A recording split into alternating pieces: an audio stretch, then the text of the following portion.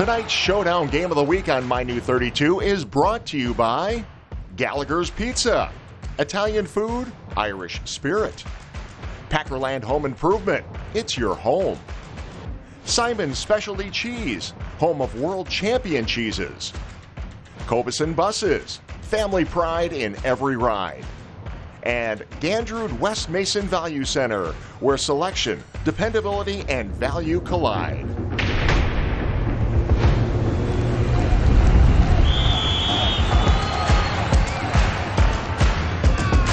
From Kimberly, Wisconsin, it's time for live coverage of WIAA playoff high school football.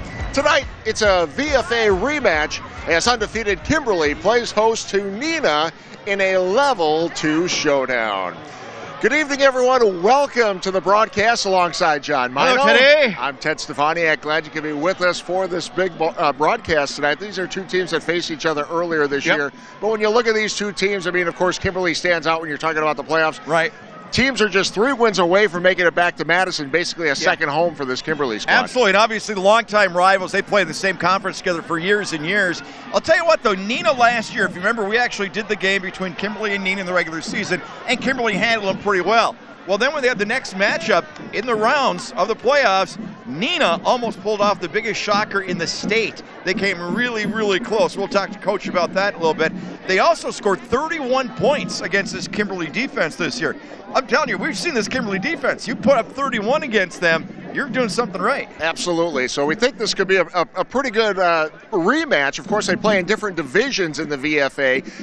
Kimberly, of course, in the VFA North. Take a look at the standings. 4 out of the 5 teams made it into the playoffs. So this was a really tough conference, an up-and-coming conference. And I tell you what, there are some really good teams in there. Well, Appleton East only lost by 1 to these guys. Yeah, so I mean, you've got some really good teams in the North, but, you know, last week, or actually we saw them a couple weeks ago in the regular season finale of this Kimberly team, they changed some things up with the way they were running their offense. Well, you know, obviously they had to go with the backup quarterback to start the season, but this kid's going to be absolutely phenomenal. 6'6", 175 pounds. Their starting quarterback blew out his knee before the season opener. They played Fond du Lac in that game that we televised right here. And if you can hear me right now, God bless you, because I can't hear myself. But they played them so tough. But then they also mix it up. They've got Martzel, who's an excellent running back, and they put him in the Wildcat formation. And he has just exploded in that Wildcat formation as of late. So we don't know what we're going to see, whether you have the big 6'6" quarterback or the running back playing quarterback. But either way, it's a nice little bonus to have this time of the season when it's awfully cold out here like it is tonight. Did you say something? No, I don't think I did. Good atmosphere here, Kimberly. The drums, the band just went screaming by. So, yeah, they sound great. I have no idea what you said, though. Yeah, just keep nodding. Hey, you're always like that. Neenah is in the Southern Division of the VFA. You take a look at how things shook out there. Neenah, 5-5 overall on the season. 3 of those teams making it into the playoffs. Some good teams in there, of course. Fond du Lac, one of the top. Yeah, and Neenah had a real tough stretch of their schedule. Yeah. It was right near the end of the season when they dropped a couple. But I think they were really disappointing in the way they played a couple of those ball games. So they're really hoping for redemption in this ball game. We saw Fond du Lac play this year, just another really tough team that took Kimberly to overtime. Hortonville, we haven't seen them play this year, but man, those guys are playing great football so far this season, which is really cool. Yep. So we'll see what Neenah can do against this Kimberly squad. Of course, it was a 2-score game the first time they played, and again last year when they met in the playoffs. Just a tremendous game. So 7-3, I think it was. Yeah, open to see that kind of ball game again tonight here in level 2 of the playoffs. Of course, they met in level 2 last year, the same round. Right, exactly. And we'll see what happens. What Neenah can do. Playoff football's an entirely different breed. Yeah. You know, and that's one of those things for some of these kids. You know, half the guys on this football field tomorrow morning, they're going to wake up and they're going to say, I might never put on shoulder pads again. And that gives you a little extra incentive at times. No question about it. Yeah, let me ask you about the weather here. Yeah. It's been cool, although I have to say, I don't know if we're just getting used to it or the wind's died down a little bit. It's almost gotten warmer. I'm watching the flags up there. They're still coming up pretty strong. But I don't think on the field it's going to be that bad. I really and truly don't. Because at first we thought it was going to keep dropping. And then we just talked to Cameron Moreland just a few minutes ago. He says he doesn't think it's really going to drop all that much. Mid to lower 30s. There's the wind right there. So I think it's fine for boys. As long as it actually started to sleet for about a minute when we first got here. I thought, oh, man, we don't need sleet. But it's not that bad out here right now. Yeah, so Conditions are great. Yep. Got a couple of great teams on the field tonight. Level 2 playoff action coming your way at the top of the hour. Kimberly and Neenah, glad you could be with us tonight for Showdown.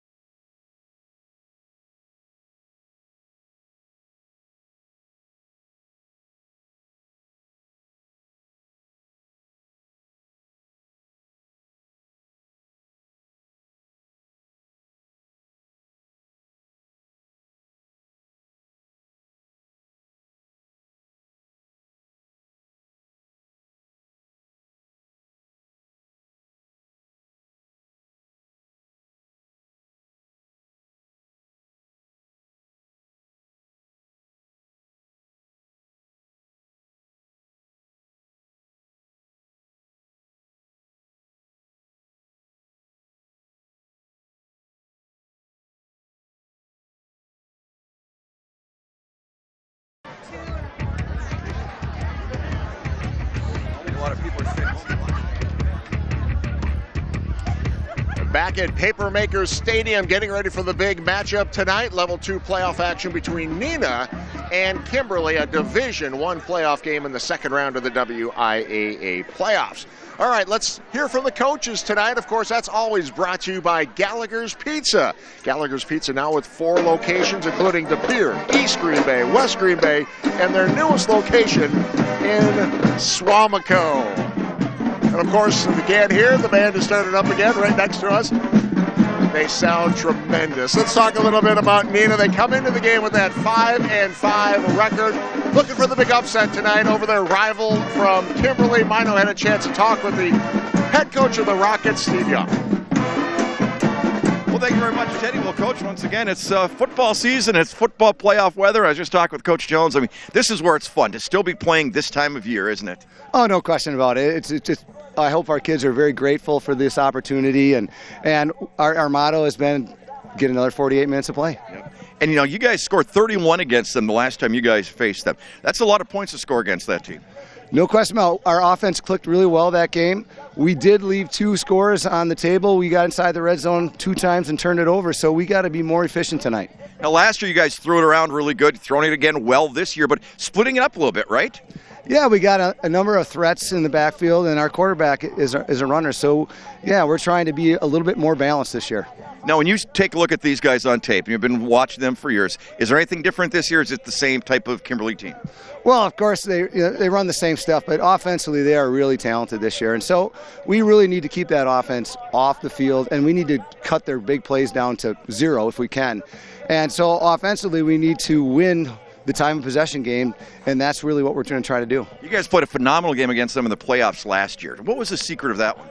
I think our kids just didn't want to quit, and they wanted a bonus 48 minutes, and it was a battle, and we just came up short. But we also got inside the 24 times and didn't come out with a touchdown. So again, it comes down to efficiency.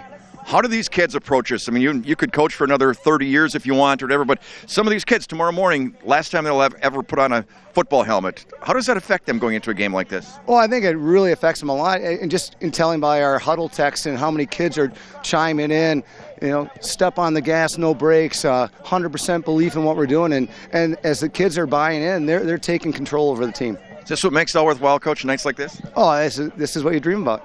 Coach, best of luck tonight. Thanks for taking the time. Thank you very much. You got it. All right, thank you very much, gentlemen. Let's talk a little bit about Kimberly, who comes into this game undefeated. They are 10-0 on the season. They're also ranked number 2 in the state in Division I. Of course, this Kimberly team has won 5 out of the last 6 state championship games, and they're still one of the favorites to get back to Madison again this year. Mino had a chance to talk with their head coach, Steve Jones. Well, thank you very much, Teddy. Well, Coach, the skies are dark. There's a little bit of sleet or something in the air. This is serious playoff football weather. It is, and I think it makes it fun because if you're playing this late, that you're still alive, and there's a bunch of players that are getting extra games, so it's a fun time of year. Now, you guys had one bad break coming out of last week's game, didn't you? Yeah, we did. We lost a really good player in Caleb Overman for the year, and it's probably the toughest thing as a coach that you go through. And you think that the older you get and the more you coach, the easier it would get. I think it's the opposite for me. Your heart goes out to him, and but it's part of football and it's part of sport. Any sport, you go through it, and now we just got to kind of rally everybody else. Everybody else kind of step up their game a little bit. Well, you guys certainly, and no disrespect to the young man that missed the season, but your quarterback, when he was hurt earlier this year, you found different ways to take care of that. Tell me a little bit about the last time we saw you play. You guys went Wildcat 90% of the time. Yeah, and that was a little bit, that we were forced to do it because, Caden Pendleton, the sophomore, he got hurt in the final leg game. The next week, we were kind of forced to play Alec, and we started thinking, wow, this looks all right. So now we kind of have both of them. Caden offers some different skill sets, and obviously Alec is a different type of quarterback back there. So I think it's fun to have both, and I think it offers a unique prep for a defense. Well, what a unique two-headed monster you have, though, with Frazier and him. Yeah, we're very blessed in the backfield. Both of them are playing at a high level. Both of them have great speed and playmaking ability. So I think we're about even as far as carries this year. So we're able to distribute the ball to both of them, and they're both playing at a high level right now. I know it's a whole new season, but last year you guys had a heck of a matchup against Neenah in the playoffs. We did. Eerily similar. We played well last year, game 1 against them, and then the second game in level 2 here, they came out and they gave us all we could handle. We won 7-3, and luckily our defense played lights out. So that was one of the messages this week. We can't allow complacency to creep in. I felt like that's what happened last year. Our kids thought that just because we played really well week 6 last year, it was going to happen the same deal. So hopefully we can learn from that this year. Ted's over there all bundled up. He's got big scarves around his head and everything. You're out here with a Gulf visor. Who's the tough guy? I don't know. He's pretty tough, but I'm doing my best. At least faking it really well. Keep it up, Coach. Best of luck tonight. Thank you. Appreciate you guys being here. Glad to be here. Teddy? What are you talking about, Mino? It's balmy out here today. And we're having some fun out here at Kimberly, getting ready at Papermaker Stadium for the big level 2 matchup between Kimberly and Neenah, the rematch in the VFA tonight. Pregame show continues after this timeout. You're watching Showdown.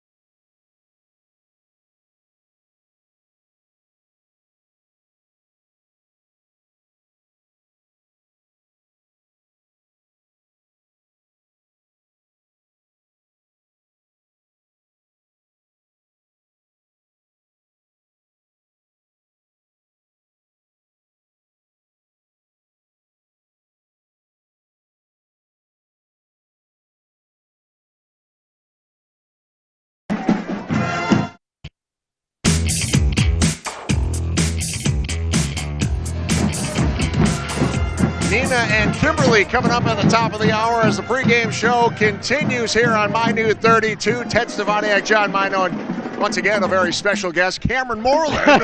Very special guest. 26 How nice here of with you, us Ted. again. Hey, you've been out here for a couple of games. I have. It's been great to see NBC 26 out here with the road show in all these games. And I was saying during our 6 o'clock broadcast that I got the chills tonight for 2 reasons. First, it's cold. Yes. We know Mino was in his car until 6:30. He was. I could see him in there as all Maybe. he cranked up. The second reason, though, is because this is exciting. I mean, this is playoff football. You know, win, you go on, lose, you go home. And you could really sense it when the paper makers ran out on the field tonight. You could just sense the energy in the air coming from those players. Very exciting. So, Cameron, how strong do you think this wind is?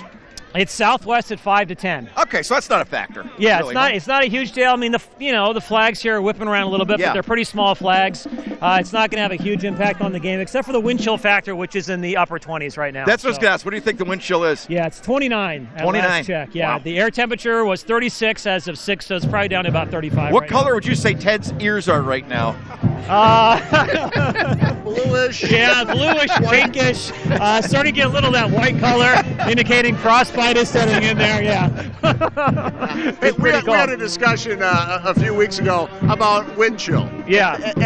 And we were trying to figure it out. I actually tried to call you. You were unavailable. Yeah. But That was at Wrightstown. That was at Wrightstown. Okay. Yeah. Tell us a little bit about wind chill. I mean, it's kind of unusual this time of the year, isn't it? We're talking about wind chill already in October. It's very unusual to have this type of cold this early in the season. I mean, Halloween ended up being our 5th coldest Halloween on record. And Wow. we kicked off November right where October ended. Of course, October also our 2nd snowiest October on record. I mean, there was several inches of snow here on the field just yesterday, and it has all melted. I heard down in Fonda like they had to get the snow machines out. Really? to get Yeah. the snow off the field. So, yeah, this is unusual. You know, typically when they're down in Madison playing, you know, there you Right. can see the snow piles Right, on the expect it. side, Yeah. but not necessarily here for the playoffs. Were you at the Hopefully game we did last year in Fond du Lac against I Kimberly was in not, Oshkosh? but I've heard you talk about it like 20 times. I was just wondering what the wind chill would have been that night. According to you, it's like 60 below zero. Yes, 62. Yes. 62 below Yeah. zero. Yeah, it was cold. That got is not my a merit guarantee. tag. That is not a guarantee No. for No, you. it wasn't guaranteed. In the ballpark, though. All right, Cameron Moreland. We'll see you tonight at 10 over on NBC 26. News Have a at great 10. call tonight, guys. That's cool that you come on out for these. That's great. Yeah, I'm glad to be here. All right, everyone. Hey, we're getting closer and closer to kickoff level 2 playoff action. Neenah and Kimberly coming up at 7 o'clock.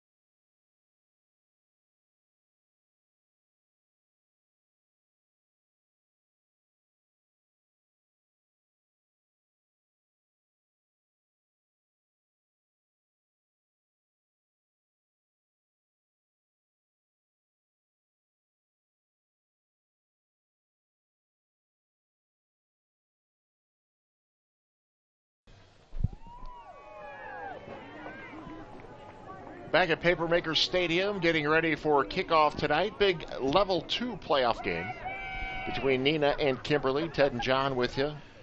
Final moments of our pregame show, John. Take a quick look at our schedules for each team. Neenah. Well, pretty similar, obviously. You know, a lot of the same teams. Wisconsin Rapids, they opened that up with a big win early on. Then that Appleton East team, which I think surprised a lot of people this year. Really great to see them playing good football once again. 17-7, got knocked out by them. Then go over to Point. Then they lost a real close game to a real good Appleton North team. Then they had their 3 in a row. And then their last 2, I think they're real disappointed in the way they played against Hortonville and Fond du Lac. And then Kimberly, of course, undefeated, 10-0 on the season so far. Right, absolutely. Just a blank slate when you talk about Kimberly. We pop up that Kimberly schedule. You can see exactly what they've done this season. All W's across the board. But you see 45-31. I mean, 31 points is a lot of points to put against Kimberly. All right. So we will pause for a moment and listen to our national anthem.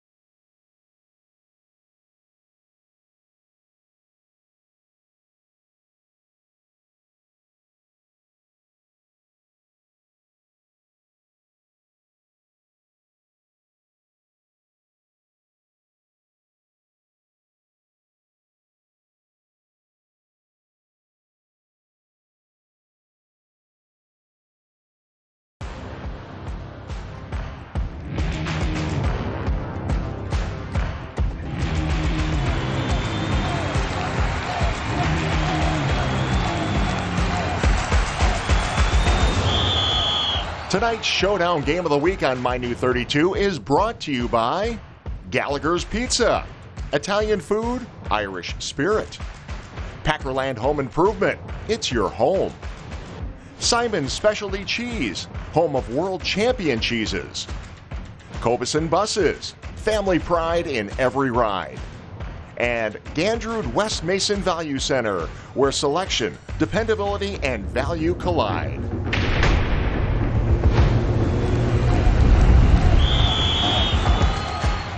From Kimberly, Wisconsin, it's time for live coverage of WIAA playoff football. Tonight, it's a VFA rematch as undefeated Kimberly plays host to Neenah in a Level 2 playoff matchup. Welcome to the show, everyone. Alongside John Mino, I'm Ted Stefaniak. Johnny, each team just 3 wins away from a trip to Madison, a place that has basically become a second home for this Kimberly squad. Absolutely, but those are 3 of the toughest steps that anybody in high school football will ever face. When you make to a playoff round like this, boy, every game just gets that much tougher. You know, you have better matchups, and there have been some major surprises over the years in this round. You ever notice that, Teddy? This is the round sometimes you get kind of those real shocking kind of losses. Yeah, it can. Or wins on the vice versa. And these 2 teams played a heck of a game last year at Level 2. It was a 7-3 ball game where Kimberly eliminated Neenah in the second round. When we talked to Coach before the ball game, was it 4 times inside the 20 they didn't score in that game? Yeah, that was a heartbreaker for him. We'll see what happens tonight, and it might get confusing between these 2 teams. With all the red and white out there, so bear with us, folks. It is Kimberly kicking off to Neenah. Kimberly in their red jersey, white helmet. Neenah in their white jersey, red helmets. And we are underway as this one comes across the 30-yard line. Let's take a look at the Neenah offense, the starting offense for the Rockets here, and they're anchored by all-conference selections Evan Crook at fullback and receiver Dylan Stockman, Mitchell McGinnis, and Sam Young, also second-team all-conference players. And that was McClowry with the return right there. He's all over the field tonight. He will be. They don't want him off very much. We'll take a look at that Kimberly defense in just a moment as we get ready for our first offensive play of the night. It'll be a 1st and 10, ball on the 33-yard line for the visiting Rockets. Now, they've used 2 different quarterbacks during the course of the season. And they will come at you with different looks all night long. Got a couple of good running backs as well. Rolling to the right and a completion. Nice pass there. Luke Elkin starts out at quarterback and completes his first pass. Yeah, really stayed with it. Chase Hanselman, the intended receiver over there, number 3. There was good coverage, but he just did a nice job staying right with his receiver. Take a look at that Kimberly defense. Suffered a huge blow last week with the season-ending injury to the Defensive Player of the Year, Caleb Oberman. But other first-teamers on that list, Logan Wilson, Zach Arndt, Griffin Weigel, Briar Bargland, and Alec Martzel. 83 tackles through last week. That's an amazing number. Just a tremendous football player. Yeah. So a big loss. Some big injuries to some key players this year for Kimberly. Bobble on the snap. And a loose ball, and it looks like Kimberly's got it. Turnover early on for the Rockets, and the Papermakers are in business. The snap was bobbled. The quarterback never really did get a clean look at it then. From there on out, and then there was contact. See, right there, he never really, the timing was off. By the time he turned, he had it on the hip of his running back. By the time he did the full pivot, came around, trying to hand it off to Jaden Bartlett, I believe it was. Yeah. But it was not clean at all, right from the snap. And those were the kind of problems that the Rockets had the last time they played Kimberly in the playoffs. You're exactly right. Turnovers. So now Papermakers going to work here. 1st and 10 from the Neenah 35. That's Martzel. We'll be calling his name out quite a bit. Yeah. Last time we saw them play, he played basically the entire game at quarterback onto the Wildcat formation. You see the Kimberly starting offense loaded with 2019 All-Conference selection Caleb Frazier, Alec Martzel, co-backs of the year Connor Wennick, the receiver of the year, and Northern Illinois recruit offensive lineman of the year in there as well. Well, Evan Buss, by the way, number 60, 6'7", 285 pounds. Yep. Other first-teamers, Nick Tomasovic, as this pass is completed by Pendleton, and they get loose and a touchdown just like that. Connor Wennick, we just talked about him, all-conference receiver, first reception of the game and a touchdown for the Papermakers. A missed tackle that time, should have had him down for a short gain, just broke away from that tackle, but as you mentioned, he's one of the top receivers in the entire area. Just a great football player. The throw from the sophomore quarterback was out there. Look at that, 2 defenders on him, and he gets away from both. So not the way Kimberly wanted to start out, or not the way Neenah wanted to start out this football game. Exactly how Kimberly wanted to start it out. Caden Pendleton. Quick strike, and the extra point is good, and it's 7-0 Kimberly in the early minutes of this level 2 playoff game. We'll step away. You're watching Showdown on My New 32.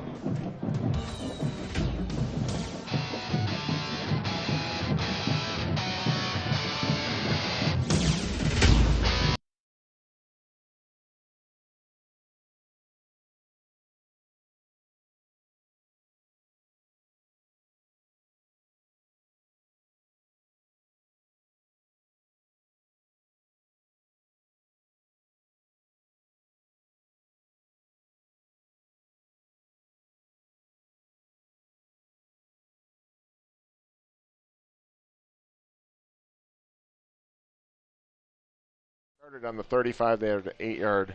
Yeah. So a 28-yard strike.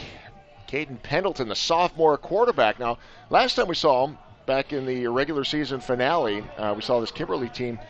Pendleton was not starting at quarterback, but coming in, kind of a little different look here tonight. Absolutely. So it's almost like two different offenses they give teams to have to look at. But I don't think that ankle's ever fully recovered from the game we saw him play. He had a severe sprained ankle, and he still has it really, really heavily wrapped.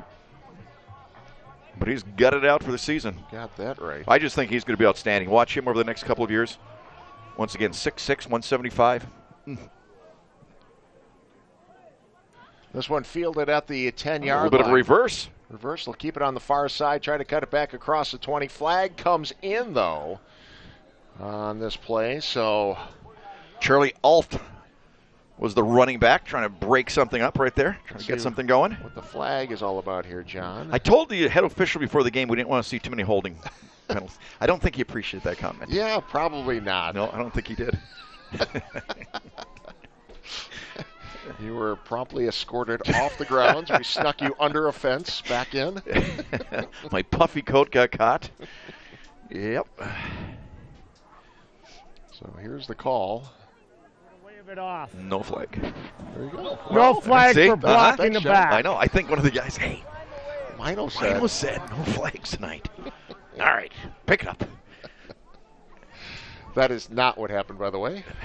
But I did mention that to him. And no, he didn't like it. Yeah. So here we go. All right, so the Rockets go back to work. Had a fumble and a turnover on their first drive. So this drive will start on their own 22. A couple of receivers to the right. They look right. That is a completion and a first down for the Rockets. Nice pass as he connects with Henry Polakowski. That's a real nice pass. Quick play right there. Just take it. Don't even have to read the defense, really. Just a quick little slant. Boom. Put it out there. Get it right in his hands. All right, I've got some different numbers on yes, my roster, do. John. I've got Dylan Stockman. Yeah, and you know what? Knowing that Mr. Stockman and what he's done this season, I would say that I probably have some wrong numbers. I think you do. On my roster. Sorry about that, buddy. Yeah. I'll take over the numbers. Yeah, well, you might have to for Neenah tonight. There we go. So the ball up to the 36-yard line. I was a little bit surprised about that. Yeah, me too. So was he. Oh, nice run. Oh! And across the 50, absorbs a big hit and in to papermaker territory. Well, Luke Elkin is playing quarterback tonight. 6'1", 190. He's only a junior, but great size, and he inflicted the blow that time. So a couple of real nice plays there for Neenah. But again, taking a look at Buss before the game, honest to God, Evan Buss, 6'7", 285. I mean, he's built like a he just looks like a badger. You know what I mean? Where they just got those big, brawny kind of offensive linemen. Yeah. So a 1st and 10 from the 49. A little high and wide. Yeah. Boy, they are coming out throwing, though, aren't they? Mixing it up a little bit. Well, Elkin at a quarterback now. He threw for 637 yards this year. Their other one, McLaury, threw for 700, a little over 700. So they've combined to almost 1,500 yards through the air. Neenah last year had a real proficient passing attack. Remember that? Well, 3 losses last year, 2 of them to Kimberly, 1 to Fond du Lac. Right. And I think we broadcast most of them. Yeah, we did. I know. They hated to see us. So here's Elkin. Try the left side. Wow, another strong run. Defender's bouncing off him, but he picks up another 5. Yeah, at least 5. Is there a flag? I don't know. Stop. stoppage of the clock. Let's see what's going on. Yep, illegal procedure. Procedure penalty against Neenah. Okay, and that'll go against Neenah, so negate that. So back to 2nd and 10, or to 1st and 10, rather. No, it should be 2nd and 10. See the incompletion on the first down. So back to We have an illegal formation on the offense, 5 in the 10 yards. backfield on offense. Repeat, Oh, illegal first down. formation, not illegal procedure. back into their own territory now at the 46-yard line. 7-0 early on for Kimberly. Rockets now looking at a 2nd and 15. Elkin has his man, and it is Stockman. I'll tell you what, he's got an arm on him, doesn't he? What a quick release, just whips it out there, frozen rope. Right in the receiver's hands, ran a nice route, just a little bit of a stop route, and he got rid of that in a hurry. Nice play by Luke Elkin. He's got good size, too. Yeah, absolutely, 6'1", 190. Already seen him use that speed and power on the ground game as well. 3rd and 2. I would think he'd call his own number here. On the 41 of Kimberly. He does. Left side again, first down. Look still at that kid running rumble. and Wow. Across the 30-yard line is Elkin. That is a strong runner. He's going up against one of these stout defenses you'll find, and he is just plowing through people. So a first down for Neenah, an impressive drive they've got going here. All the way down to the 29. Yeah, busting through a couple of tackles on the replay there. So they'll put Stockman far left up against the sideline. As Elkin goes under center this time. They'll put Stockman in motion. Handoff, keeping it on the ground. Colin McClowry. McClowry picks up a couple. Got a couple. He's one of their bread and butter players when they do decide to probably gain of 1. About the 28-yard line. But again, we're talking about this Kimberly defense, but they did, give up some points this year. I said 31 to Neenah. Yep. Then they only knocked off Appleton East by 1. I think it was 36-35. So they have given up points, more than some of the other Kimberly teams we've seen over the years. Kimberly has lost 3 captains this season. 2 of them To injuries, yeah. were on the defensive side. Real high snap. He made something out of nothing. Got about 3 with it. That almost had disaster written all over it. So 3rd and 6, roughly. Nice drive here. Very nice drive. Can I say it? Go ahead, sir. Ford on territory? Absolutely. I'll take that here. Yes. Playoff football, that side of the field, no question. You're playing at Kimberly. Yep, no question. No holding back. No reason to show any caution. Pin it back and go for it. So a 3rd and 6 on this one. Sitting on the 25-yard line. 4 receivers in this set. They put a man in motion. Elkin shows pass, then takes the draw, and Nice is defensive met at the stand. line of scrimmage, no gain. That 4th was- down coming up. That was just tough defense coming up that time. I think they kind of had an eye on that play with the formation. DeAndre Williams, number 44, who I have raved about all season long. I think he's just an outstanding football player. Big play here. So gain of about 1, so 4th and 5 from the 24. Rockets need a big play here to keep the drive alive. Sitting on the 24-yard line. That slant pass is here on the right side if they go for it. And that is Stockman lined up on the near side wearing number 17. Elkin looks downfield, looking Stockman's way. Instead, it's a screen. Caught and a first down, Johnny. Absolutely. What a big play. Really nice play. Did a Sam nice Young with the job. reception. Yep, Sam Young did a great job that time. We saw him play a bunch as a sophomore last year. And that was just a nice little swing pass that way. So the drive continues for the Rockets, trying to answer. I think Kimberly was looking for that slant because the safety came up. He had the corner on the receiver, then the safety came up really late. I think he was reading for that quick slant. Colin McClowry in the backfield with Elkin. Option. Elkin finds a little bit of space, maybe a yard here, John. Yeah, it's pretty tough in between the tackles right there. if you get clogged up down low like that, there's just some big bodies there. There's some big beef eaters right there. They got to try to get a little around the edges a little bit more. I think goes number 51, Bryce Budiak, with the stop. And Budiak getting the start tonight in place of Caleb Oberman, the defensive captain that we've mentioned. Of course, went out with an injury in last week's game. Yeah, they've really had some tough situations with injuries this year. 2nd and 9, ball sitting on the 11-yard line. 4 receiver set once again for the Rockets. Elkin takes the snap and takes it himself, looking for the end zone. He dives. Wow, did he get there? Close Touchdown, Rockets. What a play. Holy cow, did he show some heart on that drive? Incredible. He took a punishing shot right at the goal line.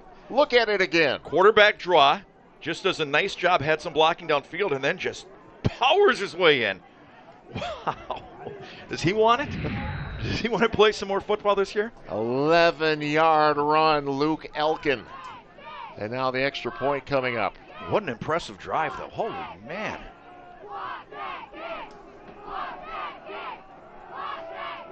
This to tie the game. Good snap. And Jack Van Dyke puts it way out into the night. Puts it through, and we are tied 7-7 with 5:13 remaining in this first quarter. You're watching Showdown on My New 32.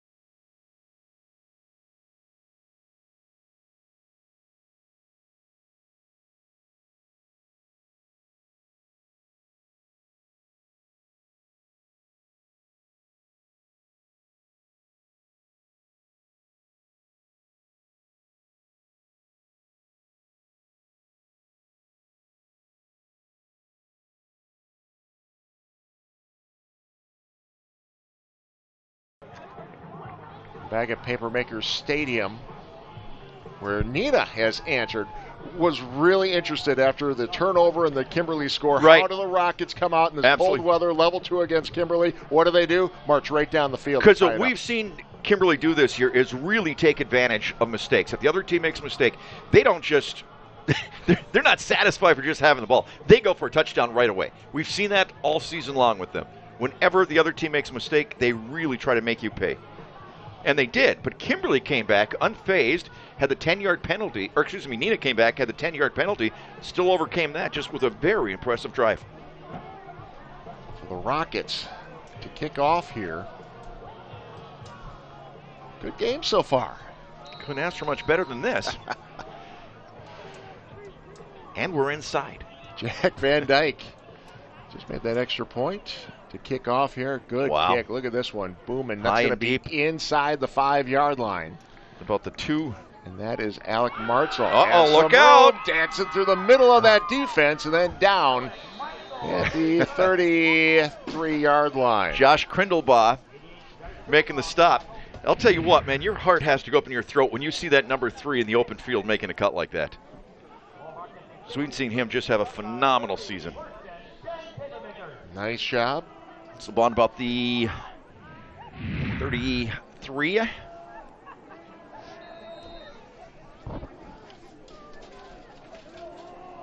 In the Wildcat now with Martzel. No, excuse me, it's still same quarterback. Pendleton takes a snap, hands off to Caleb Frazier, and what a season he's had.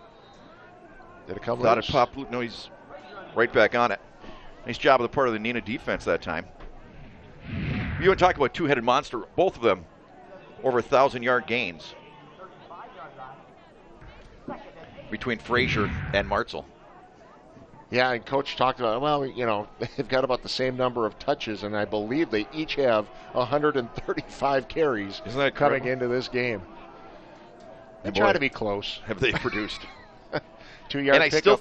I'm sorry, go ahead. 2-yard pickup on that first one brings up 2nd and 8. Martzel comes out of the protection. backfield. He's open, and they connect. Now Martzel trying to get by a defender, but a great tackle. Sam Young from behind brings him down. Wow, Sam Young was the only chance they had.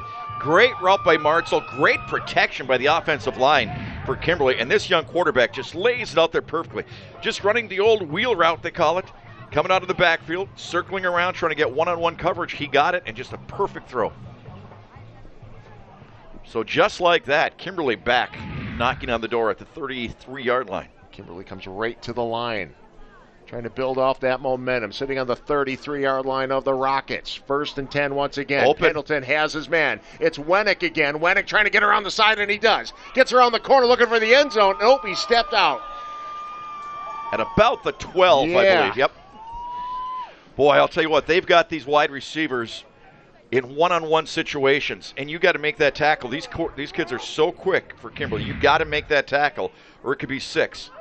Just your basic out pattern. Look at this, one-on-one. Got to make the stop. At least got him out of bounds that time. Bing, bing, bing, down to the 12-yard line. Wennick, one of their superstars this year. 58 receptions, over 800 yards, and 7 touchdowns, make it 8 after the catch earlier in this game. Now it's Wildcat with Martzel. Takes the snap. It's the pitch to Frazier. Frazier, he gets through the defenders looking for the end zone, and he is in. Touchdown, Kimberly. What an answer. Back-to-back-to-back touchdowns. So Kimberly comes right back after Neenah drove the length of the field basically to score to tie this one up.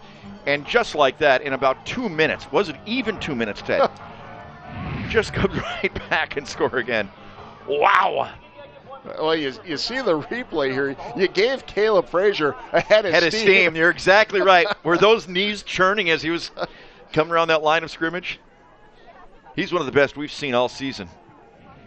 26 touchdown runs on the season. Wow. The extra point is good. And now Kimberly has a lead, 14-7, 3:47 remaining in the first quarter. What more could you ask for? You're watching Showdown on My New 32.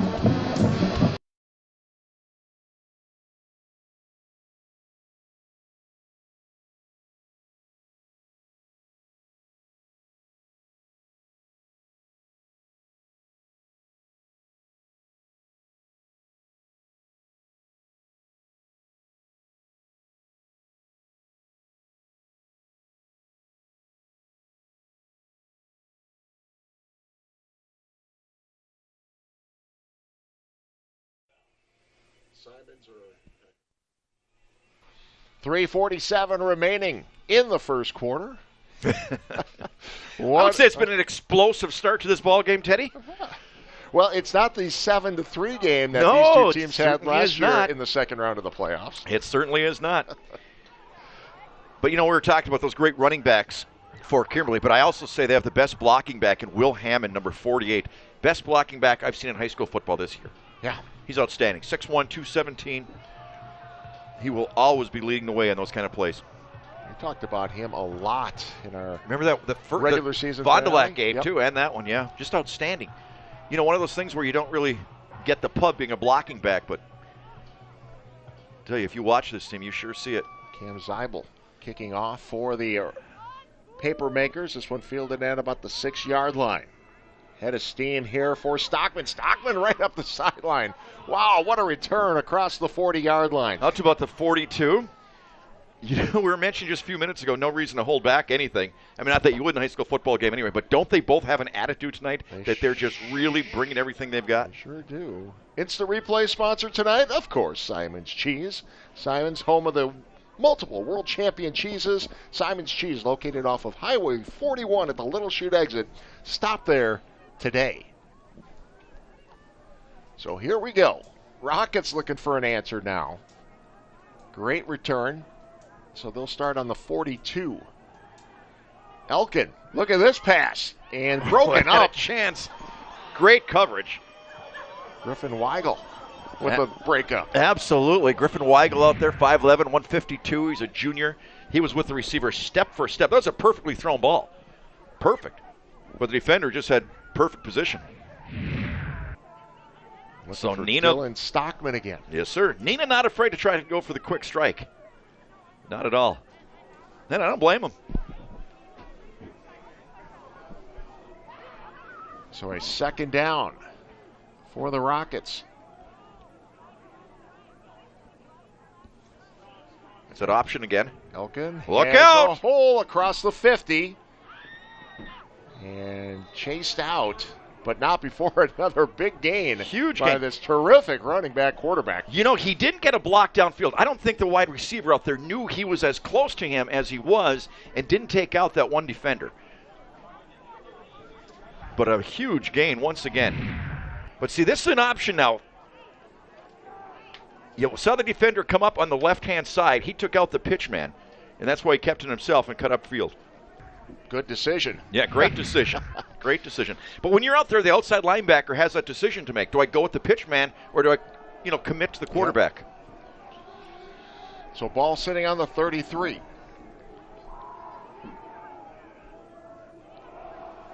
Handoff, and not a whole lot of room to work that time for Jaden Bartlett.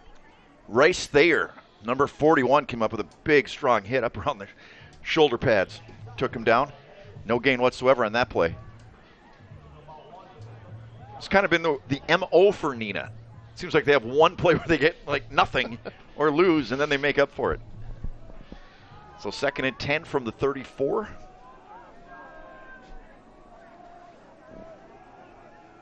Elkin waits for his receivers to get set up. 2 on the left, 1 on the right.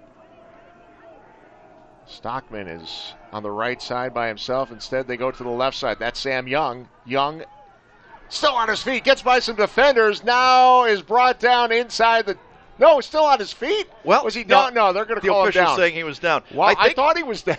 I think he was thinking he was laying on top of one of his men, one of his own guys, and thus he wasn't all the way down. All right, this will be an interesting one to look at. They did call it down before he got into the end zone, but here's another look. Young, great job to get by the defenders there.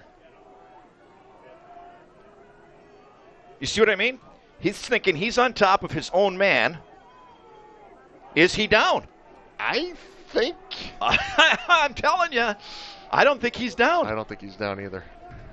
Wow. But instant replay not allowed. WIA. And as it stands, it's a 1st and goal at the 7-yard line. They put Young in motion. And Bartlett. Yeah, not much there. Big number 97 for Kimberly got in there right off the bat. Logan Wilson, 6'4", 271 pounds. Wow. Yeah. So about the 7-yard line. And we'll say, from that angle, that it looked like his knee was not down. Right. And that's a pretty tough decision to make if you're an official trying to make that snap of a decision. But yeah, there were a few bodies in front of him, I think. So here we go. 2nd and goal. Lost a yard on that first play, so 1st and goal from the 8.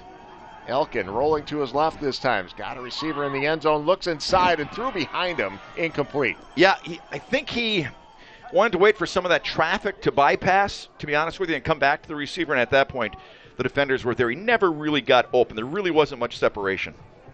Kind of a dangerous pass into the end zone. At least if you put it there, it wasn't going to get knocked around and intercepted. So 3rd and goal from the 7.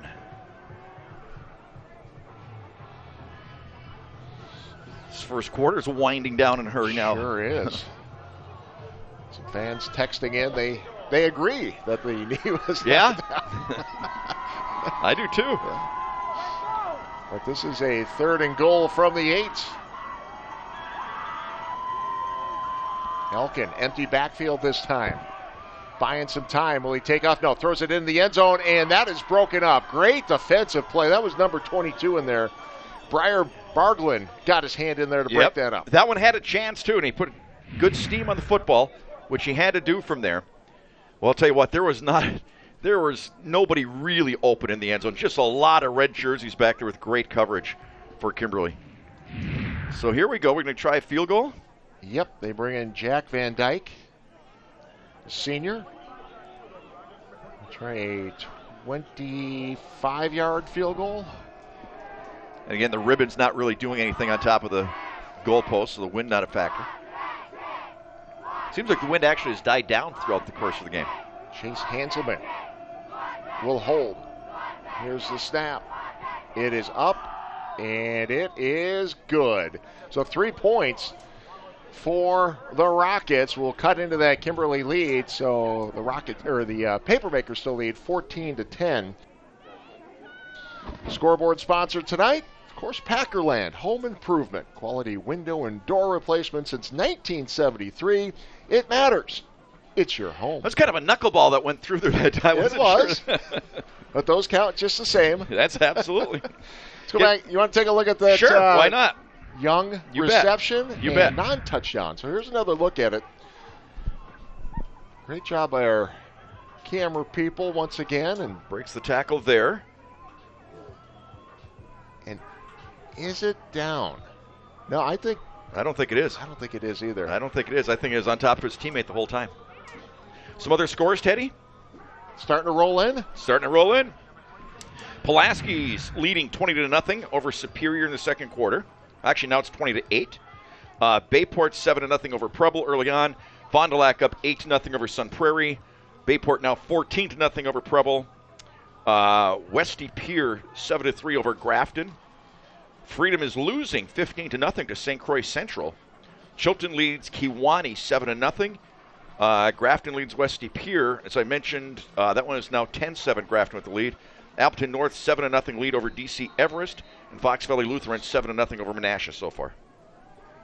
Second round of the WIAA playoffs. There are 16 games with area teams playing tonight, so try to keep an eye on as many as we can for you.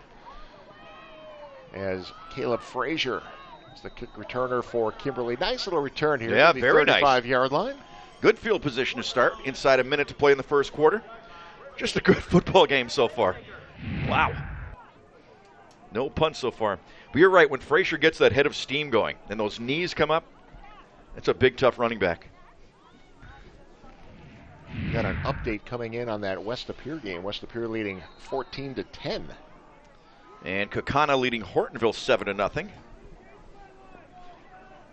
Yeah, fun night in the playoffs. It certainly is. We talked with the Wrightstown coaches last week, though. What, 4.5-hour road trip they were facing? Yeah, they're going to play tomorrow Right. afternoon. Which is good. Over at Baldwin Woodville. As Martzel goes back to work looking for the first down. And He gets it. It's going to be really close. Yeah, really close. Boy, he's quick, huh? Martzel, gets the first down. He does such a great job getting behind his lineman, getting really low, almost hiding behind his offensive lineman. Did he have a terrific week in week 9 last time we were here? Unbelievable. Appleton North now 14-0 over DC Everest.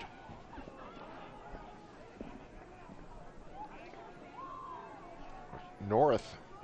So he did get the first down. Yep. Martzel. Good fake. And Look out. Another first Look down.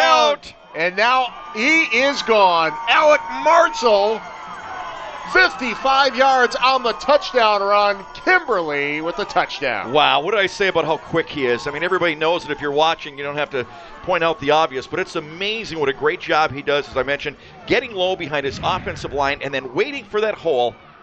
Nice little fake right there of the sweep, follows his blockers, and at that point, forget about it. Just off the radar, just becomes an Olympic sprinter right there. 55 yards for the score. That's how quick Kimberly can score on you. There were a couple of defenders right Absolutely, on his right hip there for a moment. Yep. And he just explodes past people. What a game here in the first quarter. This extra point is That's right. good. We're still the first quarter. So it's 21-10. 31 combined points in this first quarter. Incredible. Most we've ever had, I think. Wow. By the way, Fox Valley Lutheran 7-6 over Menasha right now. And we saw that Fox Valley Lutheran team earlier this year. Very impressed with them. Yes. So they took on Kewanee in that game. Tough matchup tonight, though. Yeah. Menasha's tougher than nails, too. You bet. Well, if you hadn't seen Kimberly play before, I'm going to be honest with you. This is even better than we've seen them at times. I mean, this is just the explosion they have. Freedom trailing 15-6 now. It's a nice Freedom football team we saw, too, a few weeks back. Really nice team. Yeah, I think we had a pretty nice schedule. Got out to see a lot of different teams, 2, 3, 4, 5 different conferences this year. Still say the very first team we saw this year was so impressive. That Kiel team? Kiel and Kewanee. Kewanee both a good right. team, too. But I think that Kiel team could go really deep. I really do. Yep. Kiel ranked number 1 in the Division 4 rankings. Taking on Denmark tonight. Denmark fought their way into the playoffs. They did. Got a little bit of a slow start and then fought back. And again, coming out of the Northeastern Conference where, we just love the competition Right. in the Northeast. So many good teams. Absolutely. Absolutely. So here's the kick. After the Kimberly touchdown. It's the reverse again. Like that far side, another flag comes in. Well, they tried that twice. They got pretty good yardage out of it both times. And had flags. Yeah, that's right. Sam Young with the return. I told those guys no flags tonight. Should I talk to them at halftime? That guy didn't get the message. Holding against Neenah. So holding against Neenah, that'll move it back. Bayport, no. Let's see. Waiting for some We have more. an illegal Keelan, block Denmark, in the no back score. on the kicking team. Thanks to my buddy Brian Rick 10-yard for penalty, phoning all first these in for us. down. Or texting them all in, I should say. So last play of the, maybe, of the first quarter. We'll see what this has been might be going. two more Might be scores. two, I know, that's what I was going to say. Wow. One of those nights. I guess. So Elkin. He still gets about 2 in a pile. Yeah, hard to see where he actually ended up. I was watching that official on the far side. Yeah. That was just a massive humanity on the inside right there. Just a whole bunch of big bodies trying to take him down, and he's trying to move the pile. Gained about 3. Fond du Lac leads Sun Prairie 8-7. We saw that Fond du Lac team this year. Just another really good football team. They've been producing over the last few years, haven't they? Oh, just a little bit. Incredible. And a timeout called. Nope, end of the quarter. Oh, end of the quarter. Okay, there we go. Unless you want a timeout. No, that's fine. All right, we'll step away. We'll regroup. How about this score? 21-10, Kimberly and Neenah after the first quarter. Showdown continues after this.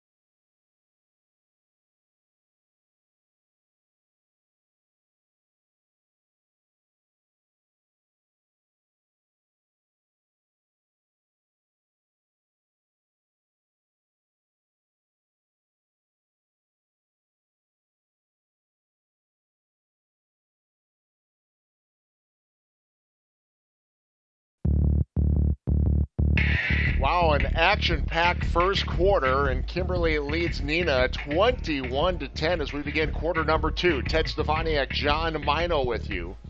Pulaski, by the way, now leading 27-16 in their contest.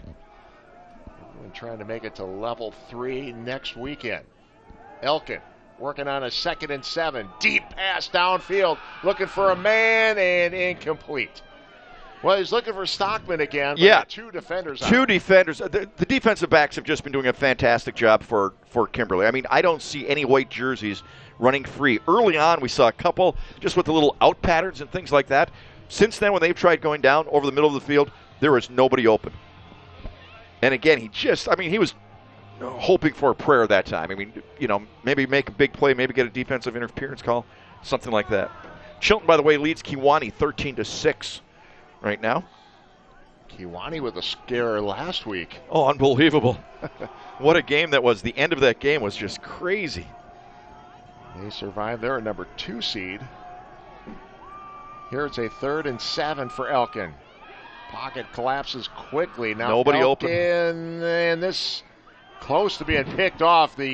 It was Young that they were looking for on the receiving end. Young actually ended up being the defender on again. that. But I mean, that's what I'm talking about. You see, this coverage has just been spectacular for Kimberly. I mean, nobody is getting open. And I know they're trying to do that to at least soften up that defense so that they can, the great success they had early on running the football. I think we're going to have to see more of that with Elkin, where he was just kind of playing power football on his own. So our first punt of the game. Yeah. This is a 4th and 7. And it is not fourth down territory. I don't use that term very often. It would not. It would not be fourth down territory. Kimberly. So that was the first 3 and out of the ball game. Uh-oh. Little bobble here. Yep. That is deflected. And Kimberly's going to have great field position when we come back. You're watching Showdown.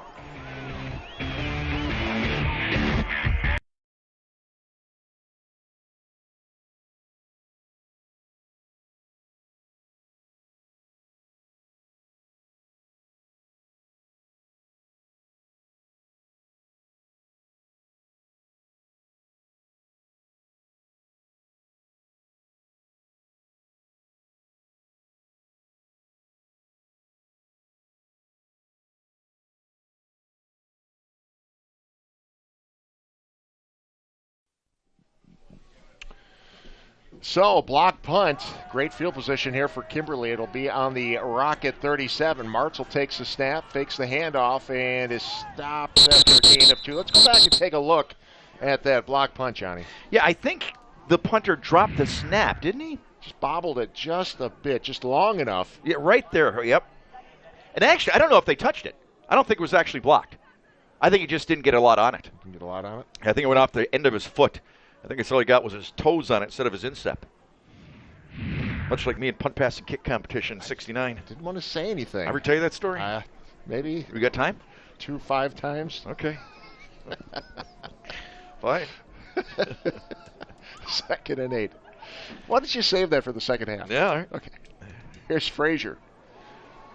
And Frazier, wow. Dragging some people down to about the 22. Again, had a chance to stop him before he picks up a first down, but Frazier just keeps moving. He doesn't go down to that first tackle. He just doesn't go down to that first hit. He inflicts the blow, the blunt force trauma, and then moves on after that. Right there. Boom. And just keeps rolling. Freedom having some problems tonight. They're down 22-6 against St. Croix.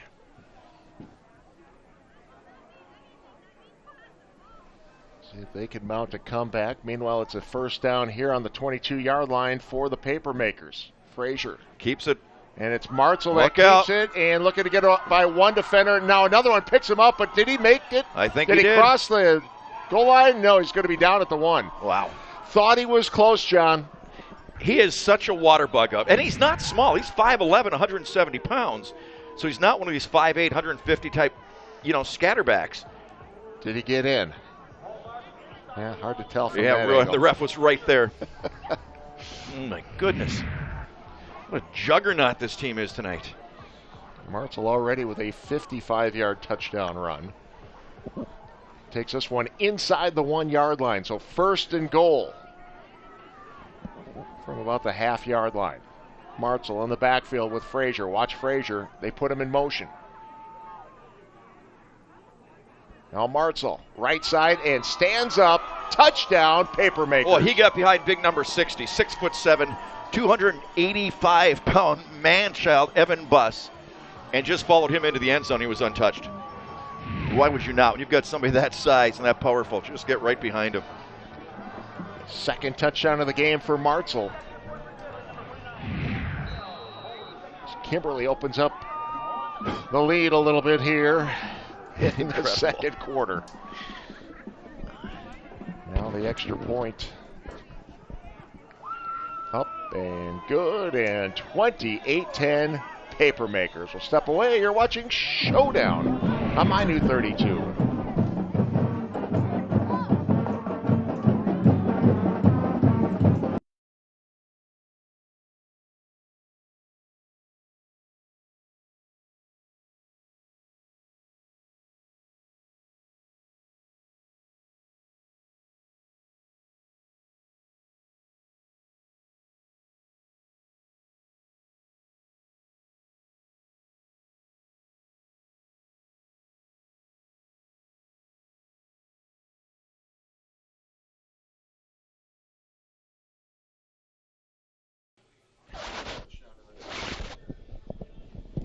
Back at Papermaker Stadium, another look at that touchdown run by Alec Martzel. Again, big number 60 there. You don't really see him too much. He's just a monster. That's one of the biggest high school football players I've ever personally seen, ever in my lifetime. And Bus. Yeah. Heading over to Northern Illinois next year. Hey, those instant replays you're watching tonight, brought to you by Simon's Cheese, our instant replay sponsor. Simon's is the home of multiple world champion cheeses. Simon's Cheese, located off of Highway 41 at the Little Chute exit. Stop there today. Bayport leading Preble 21-7. Appleton North leading DC Everest 14-6. Some other scores from around the area tonight. You know, really, though, Ted, we're whining and complaining about the cold before the game. This actually, for a second round, I mean, we're in November now. This isn't bad football weather. It really isn't. Bayport Preble? Yes. Yeah. What did I say?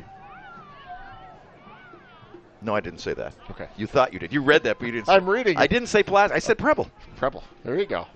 Wow. Big game there tonight. A couple of teams in the FRCC meeting up again. You know what's funny, though, Ted? I don't know if you heard it when we were walking through the stands, come up to the box. I heard people talking about Bayport. I mean, I don't care if it's the big white elephant in the room or not. Everybody's been talking about that. Everybody's been talking about that potential matchup. I know. But I mean, we still got a few weeks to go. I know that. I'm just, but it is on everybody's mind. It really is. And right now, Neenah has their hands full trying to get back into this one. They played such a fantastic first quarter. Then they had 2 3-and-outs. So Elkin. Had a man. That time he had somebody open. Led him just a little bit too much. Chase Hanselman, the intended wide receiver. That's that deep slant. That's that slant I told you earlier. Remember I said the slant was there if they wanted it, but then the safety came up. But on that one, the safety stayed back. I mean, say what you want. They haven't been completing a lot of long passes, but he's got a tremendous arm. I mean, he can lay it out there. Right. And he's got a great wide receiver, a couple of really good wide receivers. And that was something that they've kind of set up this whole time. Exactly. Unable to complete the play. So, 2nd and 10. Sitting on their own 25-yard line. Trips to the left this time. Bartlett will be the lead block. And Elkin brought down at the 35. I think he's got the first down. Gosh, he's a tough runner, isn't he? I mean, that's got to be their bread and butter, I think, for the rest of the way through here. He does pick up the first down. Well, and he was so effective with that in the first early quarter. On, yep. Chilton and Kiwani now tied at 13. Coleman leading Manawa 20-7. I feel like I'm working a telethon. Cub Scout post 27-42. There you go. Bayport starting to open up their game with Preble.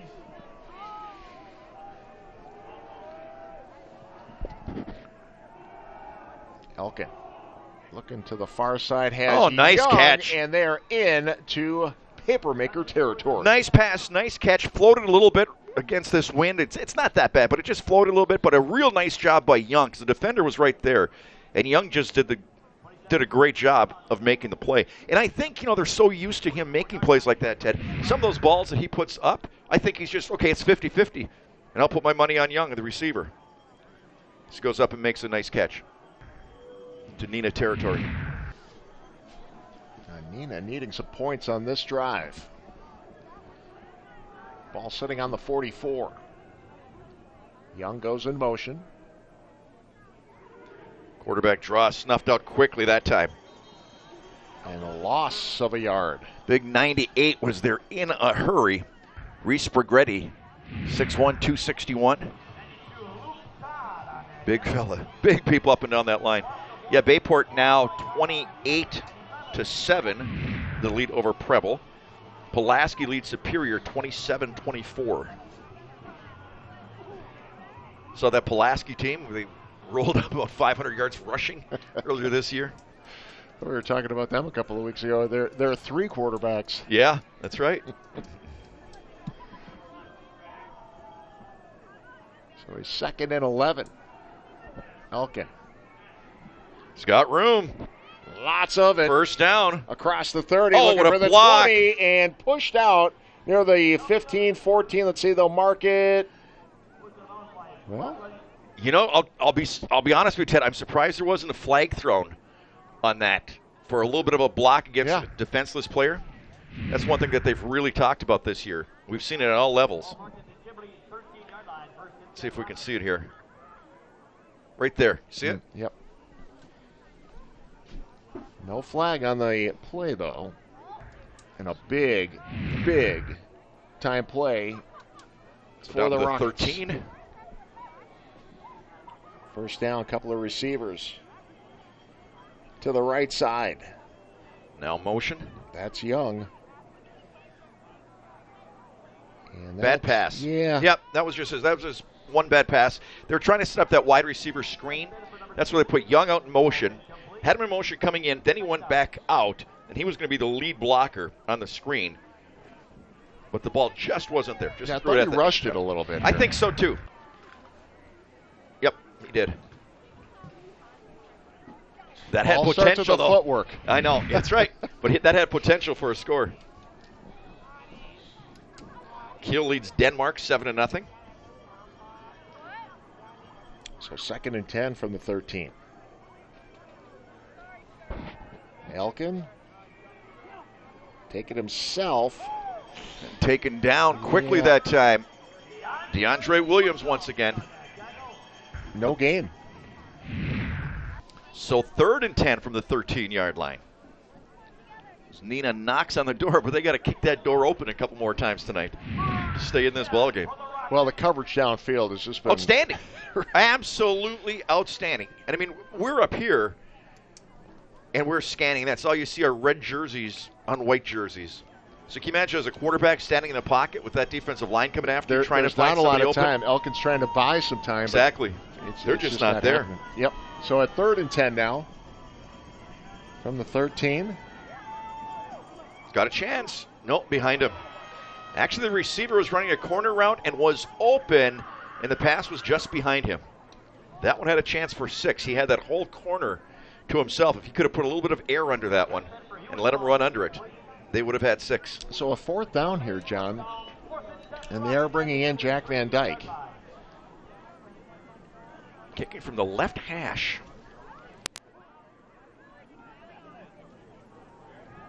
So basically a 30-yard field goal attempt. Actually, he'll put it right on the 20, so the 30-yard attempt. He's already got 1 field goal tonight. They have a lot of confidence in his leg.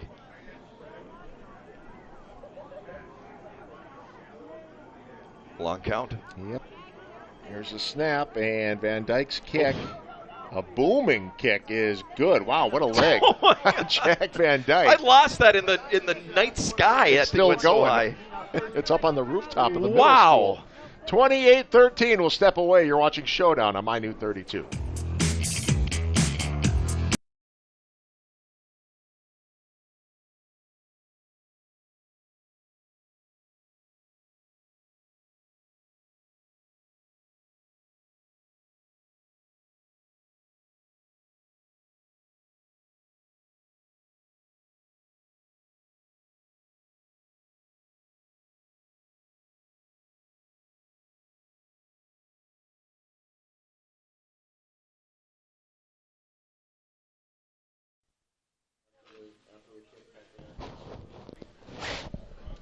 So back at Papermaker Stadium, the Rockets answer with a field goal to cut into that Kimberly Well, it's a lead two-score game. Bit.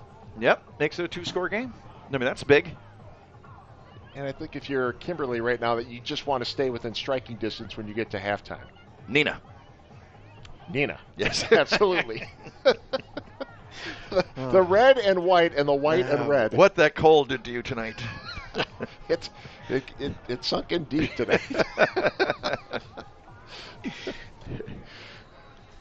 But it is kind of funny with all red and white uniforms out there, as far as, because I like to color code. I always take so much pride in my glasses are frosted. I know they are. Wow, nice kick into the end zone. 5 yards deep. Does he have a leg? Wow. Wow. What does he have a leg? So there you go. So 28-13. Once again, our scoreboard sponsor is Packerland Home Improvement. Quality window and door replacement since 1973. It matters. It's your home. Menasha 13-7 over Fox Valley Lutheran. Keele, as I mentioned, 7-0 over Denmark. Pulaski 27-24 over Superior right now. What's a road trip to Superior, whichever way you're going? Take the shortcut. Whew. It's a long way shortcut from there? home. No, I don't have Yeah, in Chippewa Falls. Remember, can't talk about that. No. Not during a high school game. All right, I'm just saying. Frazier. Takes the pitch, coming to the near sideline, gets around the corner, still on his feet across the 50, and then bounced out by Sam Young. We've seen that play a couple times. It's basically the exact same play he scored on from about the 5-yard line, and he just got a convoy going down that right sideline. And as you mentioned, when he gets that head of steam going, don't want to get in front of this guy. Breaks the one tackle there and then just clears sailing. Yeah, that's one thing about Kimberly, though. They don't, out X's and O you. Do you know what I mean? I mean, they run some basically basic plays a lot of times that just It's really... execution. Yeah. It's exactly. But every guy's got his block. Everybody has his man. I want Coach Jones to know that Mino said that, not me. Well, I didn't mean it that way. You know what I mean. They don't have to do anything fancy, or they can do something like this. Look at Martzel. He gets another first down. Boy, he averages about 12 yards a carry some games, doesn't he? Just incredible. Everything's a big gain with him. No hesitation that time. And a quick snap after the no huddle. And Martzel picks up another 9 yards. Taken down by Cole Schultz, number 10, making the stop. I was going to say, well, here's one that's not a big gain, and he still picks up 9. Only 9 that Only time. 9. That wasn't 12. Exactly. Pretty amazing what they're running here. You know, if you were scouting them, if you're a potential team that might be facing them, if in fact they win this ball game, there's a lot of things you got to start looking at, though. Because with the other quarterback, it could be a passing team, it could be a serious running team. First man through. Frazier again. Changes direction. Takes on the defender and just bounced out. It was Young again. Yeah. Boy, Young's everywhere on the field. He's all over, isn't he?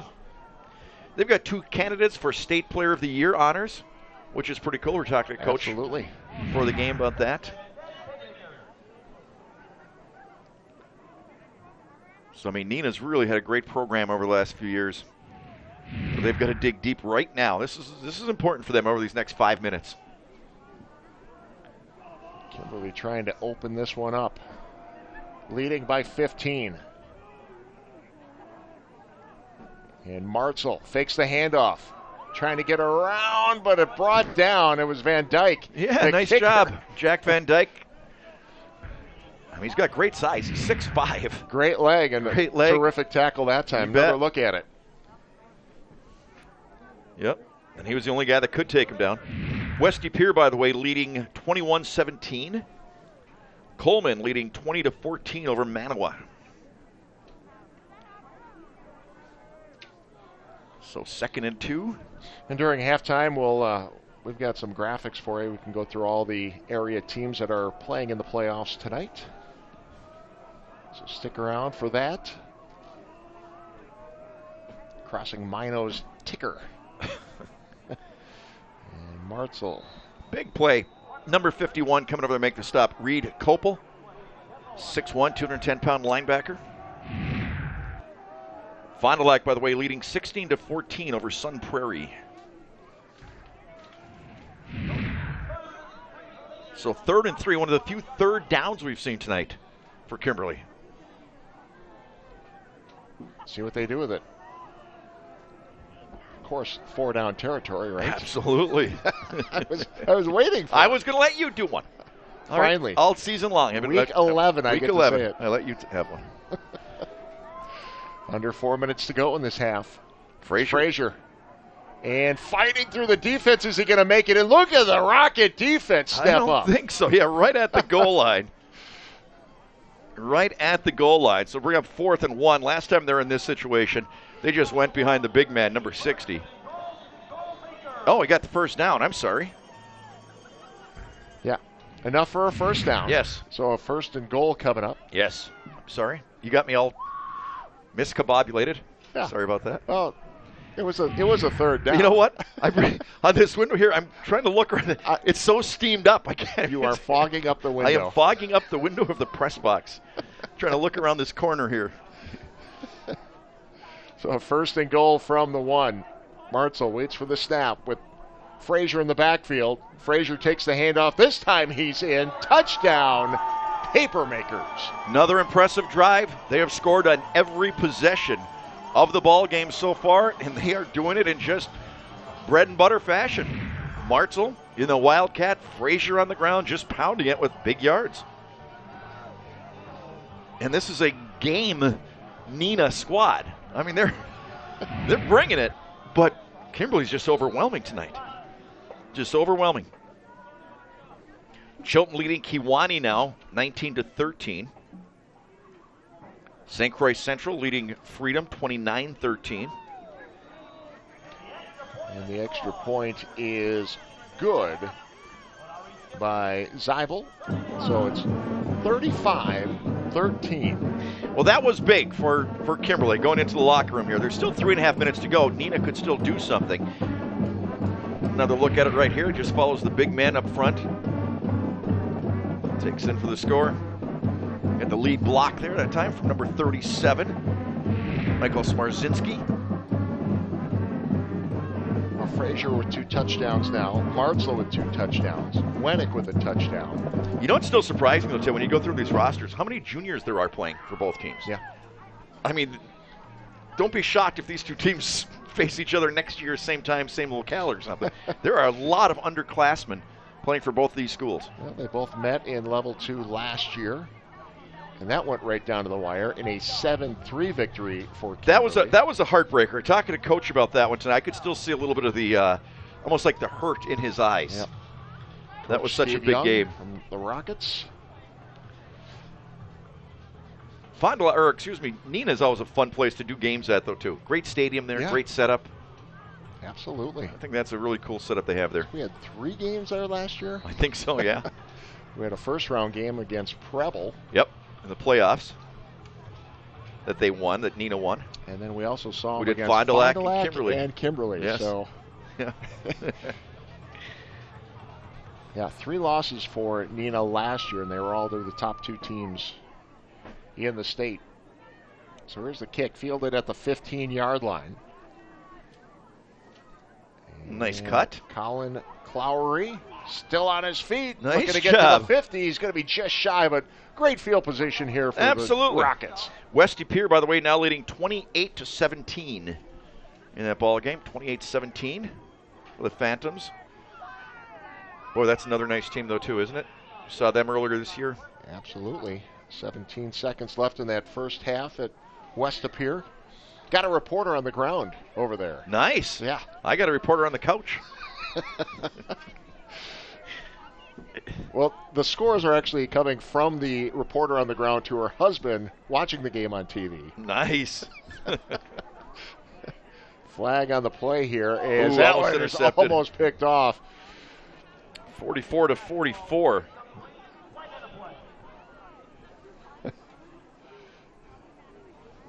Might see that in his sleep tonight. Yeah. Andre Williams. Another penalty against Neenah. I know I've raved about him. I just think he's an excellent football player. I think he's a college material all the way. So many of these young guys are, though, aren't they? Yeah. It's incredible how many go on to play college ball. On the offense, Coach Jones, 5 men in the Stevens Point, I backfield, believe, right? 5-yard penalty, 1st and Played college ball. 15. Stevens Point, Coach Jones. Yep. Yep. He'd have been a wide receiver, I would think. What do you think? It's about, what, 6'5"? Tight end, maybe? Really?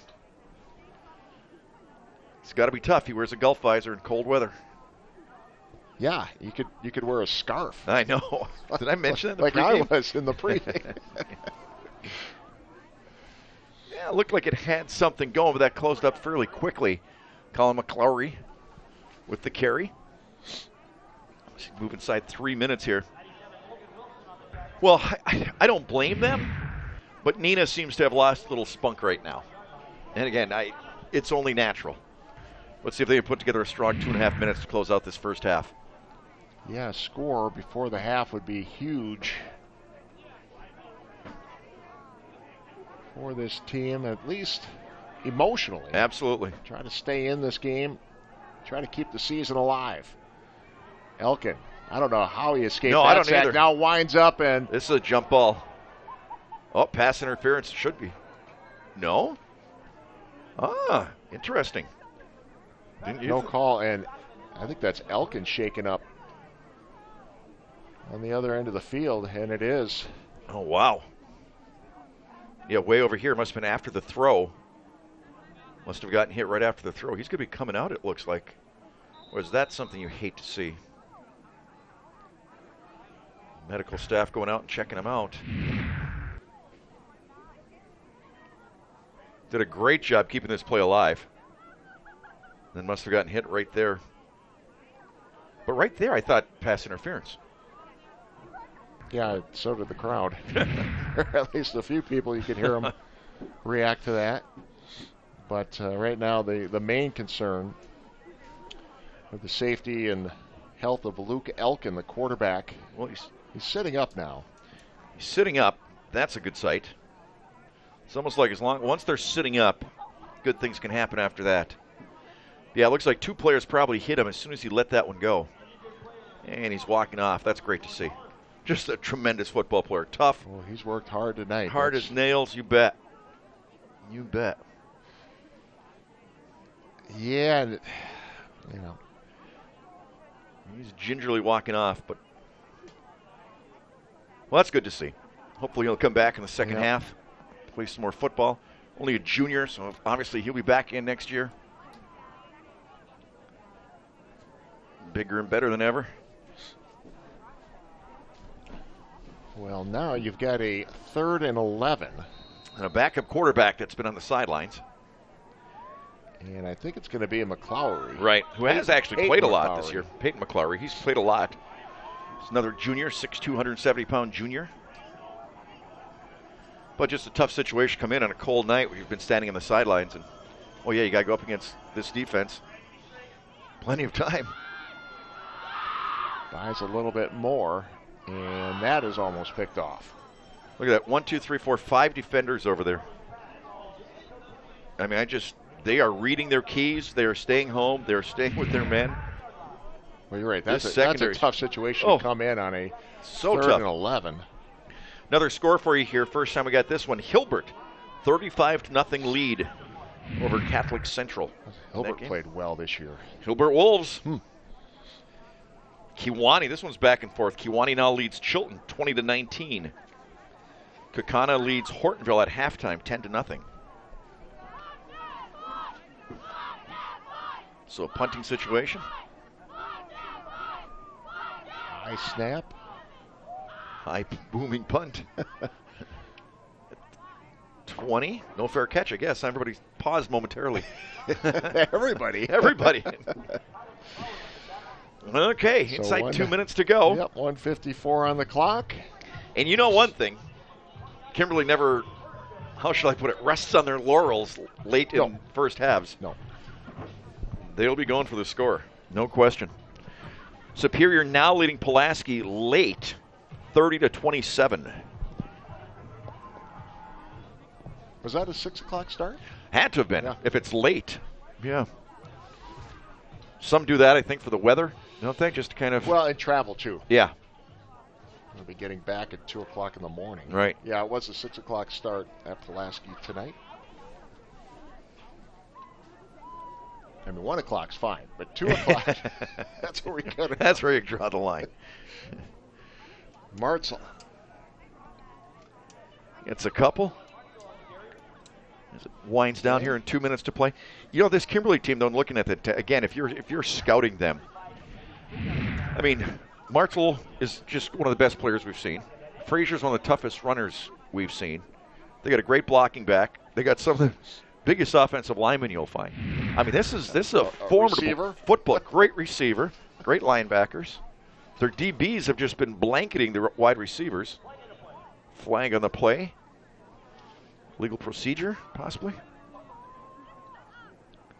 Offsides. They lined up offside. Kimberly did. Bayport leading 35-7 at halftime.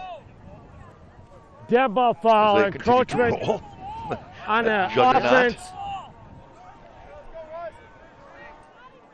Yep, a lot of people wondering how they will do once they jump out of FRCC competition. Right. We're going to see that next week. Weddick, the intended target. That one a little bit. Yeah. Well, that's one of the underthrown. few passes we've seen him throw. You know, he came into this ball game though. You know what his passing percentage was? Yeah, it was pretty high, wasn't it? He's 13 of 16. 13 of 16. And then their other quarterback threw 13 touchdown passes with 3 interceptions. It's not a bad choice to have As a sophomore. As a sophomore. As a 6'6 sophomore. 13 and 3. Not a bad ratio. They're doing all right. 1:11 remaining in this first half. 3rd and 13 coming up here. Frazier in motion. A little misdirection. Come back to him. Pressure was coming. Gain of about 6. Gain about 6 on the play.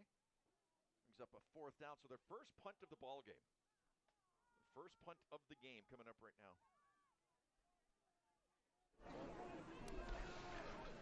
So Kimberly's punter has to be saying, yeah, been over here with a cold foot all week. So here we go. You know, Kimberly's one of those teams, though, too. You know, the kids, we've talked about this.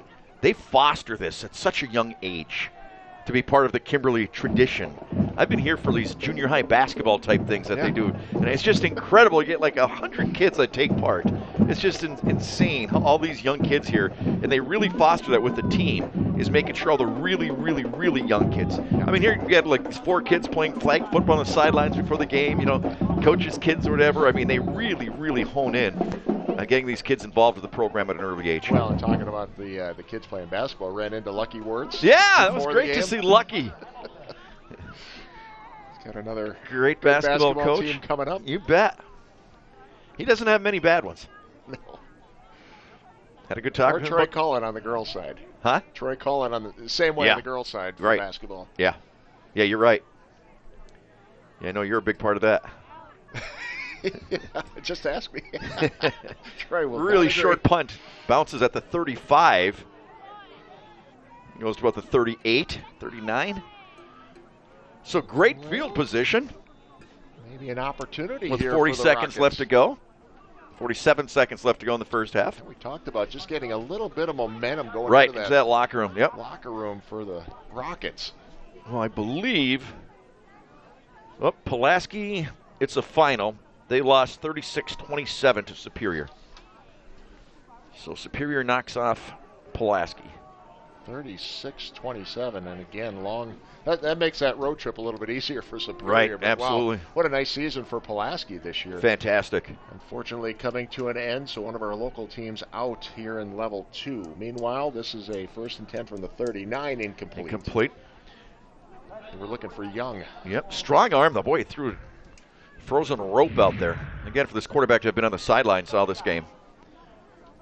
Came in trying to get something going. Yeah, stick around at half. We'll try to get all the scores for you from the area teams. Freedom trailing 29-14.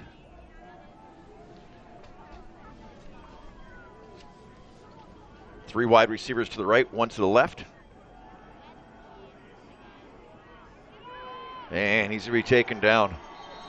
Again, great coverage that time. I didn't see anybody open. Luke Todd, 6'4", 242 pounds, number 92. Just wraps him up in the bear hug and takes him down. And I believe Kimberly calls a timeout. Lowry, nowhere to go that time. No, there just wasn't. And when you get those big bodies in your face, it's tough to spot somebody. Well, timeout by Kimberly. It's like what I told you. They will play to that final whistle. Coleman leading Manawa 26-14 at halftime.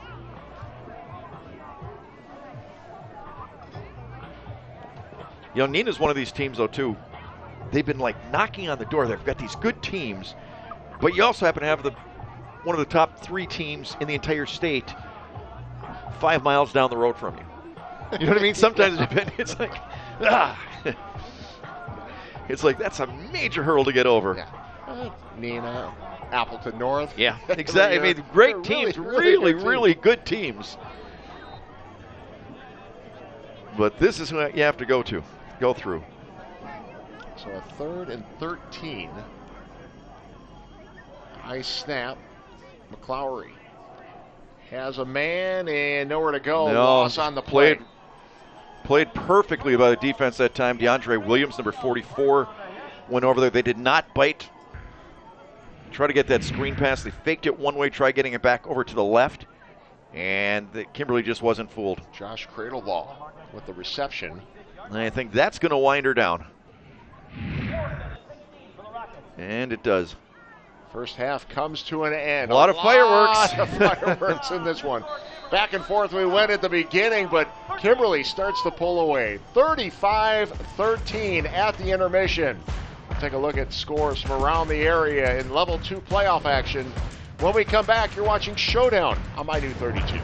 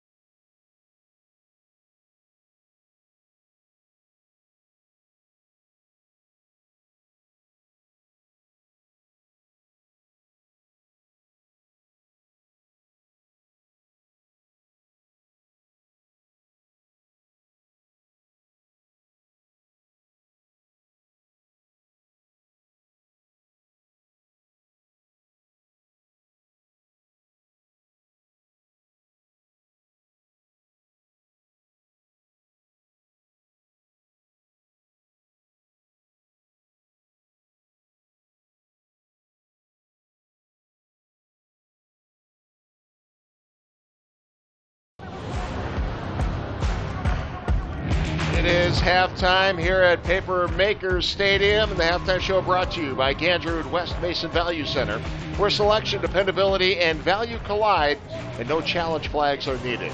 Search vehicles starting at $4,900 at GandrudWest.com. Ted Stefaniak, John Mino with you, and you know, looking back at last year's Level 2 matchup between these two teams, that was a 7-3 final. We were done with that in the first couple of minutes of this one tonight. Yeah, no question about it. I mean, this thing, if you joined us late, it was just unbelievable with both teams scoring. No punts in that first quarter. And actually, you know, Neenah they had first and 10 on the 13-yard line a couple of times. They had chances. They had a receiver open in the end zone. They could have made this a lot closer. They had to settle for 2 field goals, 2 impressive field goals for their great kicker. But Neenah had some opportunities early on, and then all of a sudden Kimberly just did what Kimberly does, just exploding with their running backs. Haven't really had to do anything in the air, but their running backs have just been outstanding. And their quarterback, Martzell, coming out of the Wildcat formation, and Frazier, I mean, just, I don't know how to describe it, Teddy. I mean, it's just pretty much tough to stop, plain and simple. And again, the plays don't look anything overly complicated. They just execute so well with that big offensive line they have and the great lead blocker. Execution, what it's all about when you come to Coach Jones and his coaching and this Kimberly philosophy. And boy, they've been so successful at it. They've been state champs 5 out of the last 6 years. Is that incredible? Trying to make it back to Madison once and again. I still say last year, and they will tell you they played their worst football game of the season last year in the state championship game. I still have to think that game they had against Fond du Lac that we've talked about so many times, I still have to think that took something out of them in that game, because that was one of the most physical football games I've ever seen under the most brutal conditions you'll ever find. I know they're young, strong bodies, but I think I think what they absorbed in that ball game just physically took something out of them, and that's what led to them playing what they consider their worst game of the year. Yep. Well, we've got to step away. The halftime show will continue. We're still collecting some scores from around the area. We'll pass those along in a little bit, but highlights from that first half coming up. You're watching Showdown on My New 32.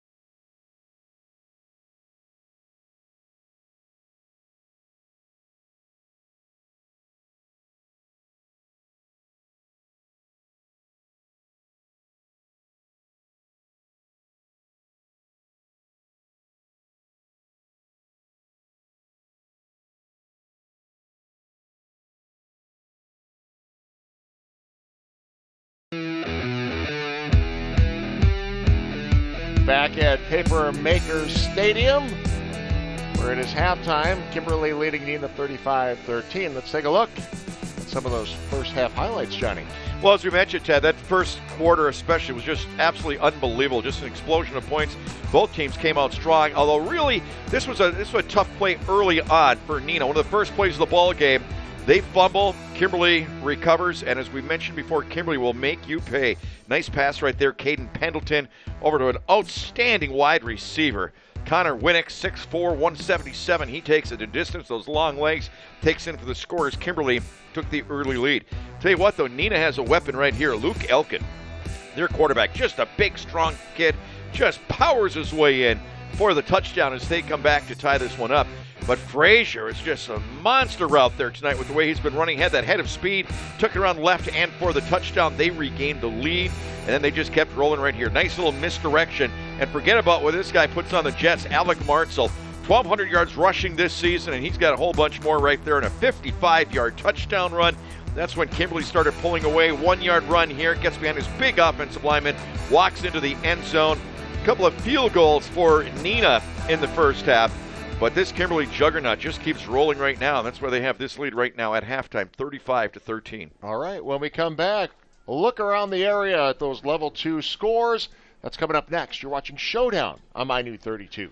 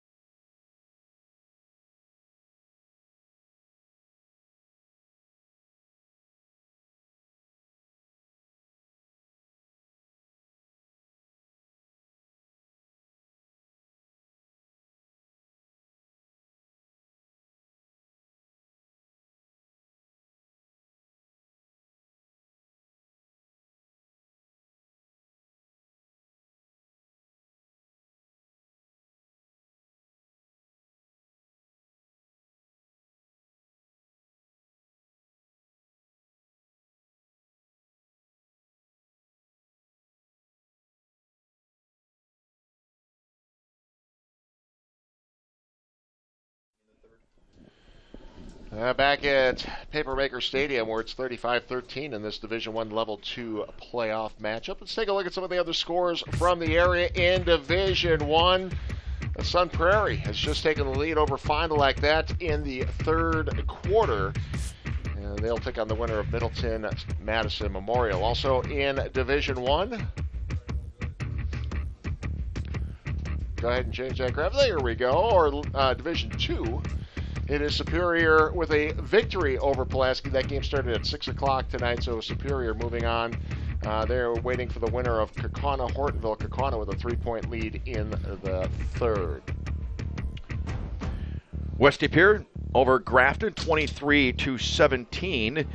And Menasha leading Fox Valley Lutheran 14-7. Division 4, Kiel with a 7-0 lead over Denmark. They'll take on the winner of Berlin. That's now Winnicott. 10-0. 10-0 Kiel. And also a score, Berlin leading Winnicott 7-0 at half. In Division 5, we'll stay in Division. We'll just follow you guys. How's that?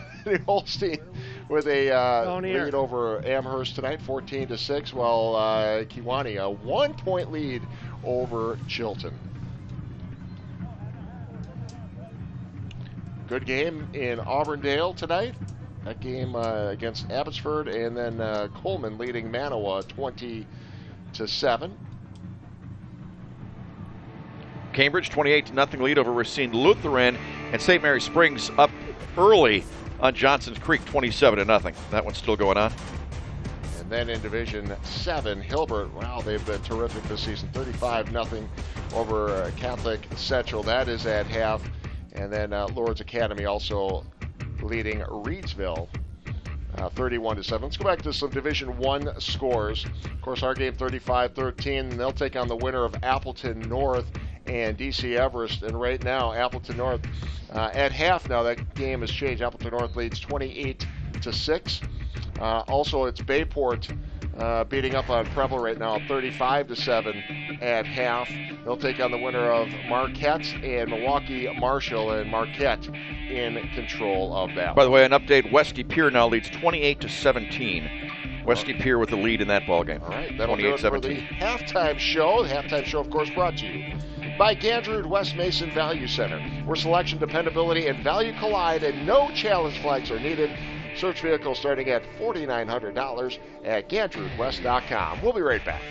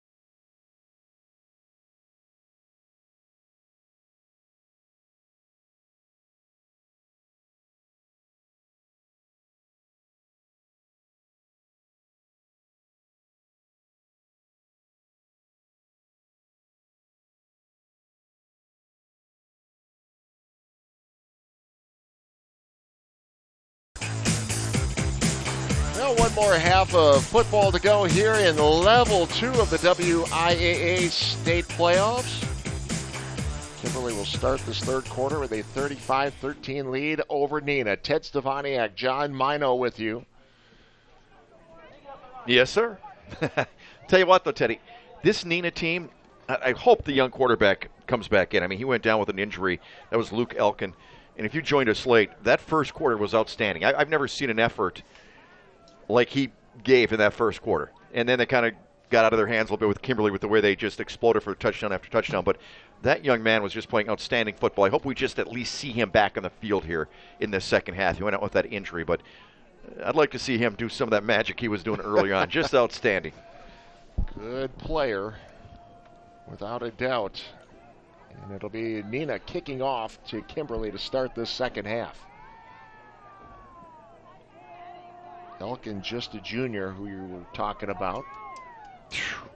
Look at this kick. On the back of the end zone. Another 5 yards. Oh, my goodness. What a leg on him. Where's he going? Do you know? Is he college bound? I don't know. He's, wow. Just outstanding. Somebody will pick him up. Absolutely. Well, isn't he a finalist for the Stemke Award, I believe? Yes, he is. Which is pretty cool. Kevin Stemke, former Preble great, Badger great. Yeah, actually, he is going somewhere. A place called Masabi State Junior College? Wisconsin? Oh, is he going to Badgers? Oh, is he really? Yeah. Oh, I didn't know that. He's a preferred walk-on for the cool. Badgers. Oh, good for him. Yeah, kicker, punter, verbally committed. So walk-on. Preferred walk-on, I should say. And right off the bat. Marshall again with his usual, about 15? Yeah. Just right up the middle. Yep. The first down of the first play. Were you a scholarship guy or preferred walk-on? Creighton? Yeah. Scholarship. Full scholarship. Yeah. Wow. Yeah. They got their money's worth there. Oh, my goodness. Still got another half of football this this season. season. Talk about that. All right. So a 1st and 10 from the 35. Good start to the second half for the Kimberly Papermakers. Martzel again. Hands off to Martzel. 11. It's incredible what he does. 2 plays, 23 yards. Over and maybe over. more. Yep. Just can't stop him. So we're going back with their other quarterback. I don't know if you'd really call him the regular quarterback, but more traditional type quarterback, I guess, and Caden Pendleton. Threw for over 1,200 yards this year, 13 touchdowns, just 3 interceptions. But Martzel, over 1,300 yards rushing, and 16 for 19 passing coming into this game. Not bad, huh? Yeah. He's been all right. Handoff again. You might see a lot of this. Martzel met at the line of scrimmage this time. You talk about some of the kids from Kimberly that'll be moving on to play at the next level. Logan Wilson, Mitch Bartle, committed to Western Michigan. Evan Buss, big offensive, defensive lineman heading to Northern Illinois. And Connor Wennick, we saw that score that first touchdown of the game, playing for Air Force next year. Nice. Reed Koppel making the stop that time, number 51, big linebacker, 6'1", 210. Yeah, it's incredible the number of players they put out there. Menasha leading Fox Valley Lutheran 28-7. Freedom trails 29-19. Hilbert still leads big 42 now for the Wolves. Frazier. Yeah, Frazier, flag comes in as Frazier gets around the corner and inside the 35-yard line, but this one might be coming back, Yep, John. I think it is. Westy Pier now 35-17. As the Phantoms continue to roll. Yeah, Illegal the motion. Phantoms thought they might, or at least we thought the Phantoms might get a shot at Ashwaubenon this week. Right. Ashwaubenon upset by Grafton last week. Bayport now 42-7. Yeah, that would have been an interesting matchup. Ashwaubenon and Bayport. Well, and we'll see that next year. Yeah. We see some football on a regular basis. Conference realignment next year. I think it's due. It's about time. Don't you? Yeah. What games do you want to see next year? Because you got West Pier moving into that conference. Or There's going to be some dandies from week number 1. From week number 1. And that just over the... Laying it out there a little too far. Extended arms. Looking for Will Hammond. Go ahead and explain that a little bit, Teddy. Next year, what's going to happen? Another flag on the play, I believe. They pull that? Nope. Never mind. No flag. Yeah, so some conference realignment just for football conferences, though. So right. You have a lot of movement. they're going to actually split the FRCC into 2 divisions. So yeah, you get some different matchups. No question. Than what you've had the last few years. And I you know what? Not everyone likes change. I think this change I do too. could be beneficial. I totally agree. Totally agree. Some would disagree. Oh, nice pass. As Weddick catches it, splits the fender, still on his feet, and tripped up inside the 10-yard line. Connor Weddick. Cole Schultz making the stop, save the touchdown, but just an outstanding pass that time. Perfect pass, perfect route. Nice protection. Look at it, just 6'6", stands so tall in the pocket. Takes the pass, breaks a tackle. Now Wennick opened the game with a 28-yard touchdown reception. And now has him on the doorsteps once again. 1st and goal from the 9-yard line. Pendleton hands off. This is Frazier shaking off would-be tacklers, and he's inside the 2. You know what he does so well, Ted? He gets so low. He weighs about 220, but watch what a nice job he does as far as leverage. You know, they always say low man wins. Watch the great job he does, just getting really low down here. Look at that. And taking it down to about the 1. You're talking about when I go to the Air Force Academy. I always thought it would have been fun to go to like one of the service academies. Yeah. The problem is you had to be smart. Tough. You had to be smart and good. And follow orders. Yeah. You were right. You were so close. Other than those 3 things. You were so close. Oh, my gosh. And here's Frazier bouncing into the end zone. Touchdown, Kimberly. Well, made that one look pretty easy. The big play, of course, a pass to Winnick, who took it down to about the 10-yard line. And this Kimberly team, there's just no question about it. They look as strong right now in the, 11th week of the season as they looked in the first week of the season. They just look outstanding. Not much more you can say about them. 2-yard run by Frazier, his 3rd score of the game. And now Zeibel. High snap. And into the line of scrimmage, pretty much. So no good. Only thing they've done wrong tonight, 41-13. Let's take a timeout. You're watching Showdown on My New 32.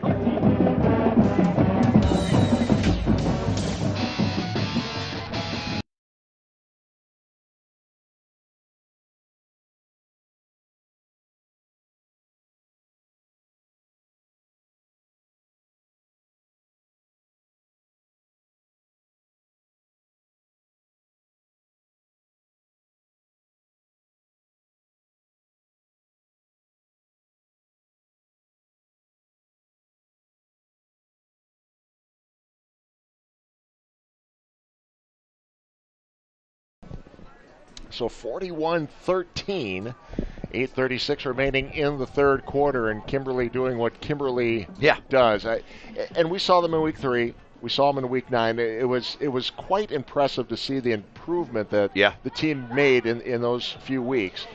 And now they've even gotten even better since week 9. That game against Fond du Lac we did. I thought, okay, good, nice team. I mean, not good, but I mean, they're a good team. No question about it. Fond du Lac had a chance to win that game, led in overtime. I thought, okay, they're going to be very competitive once again. Night and day between what we saw in that ball game versus now.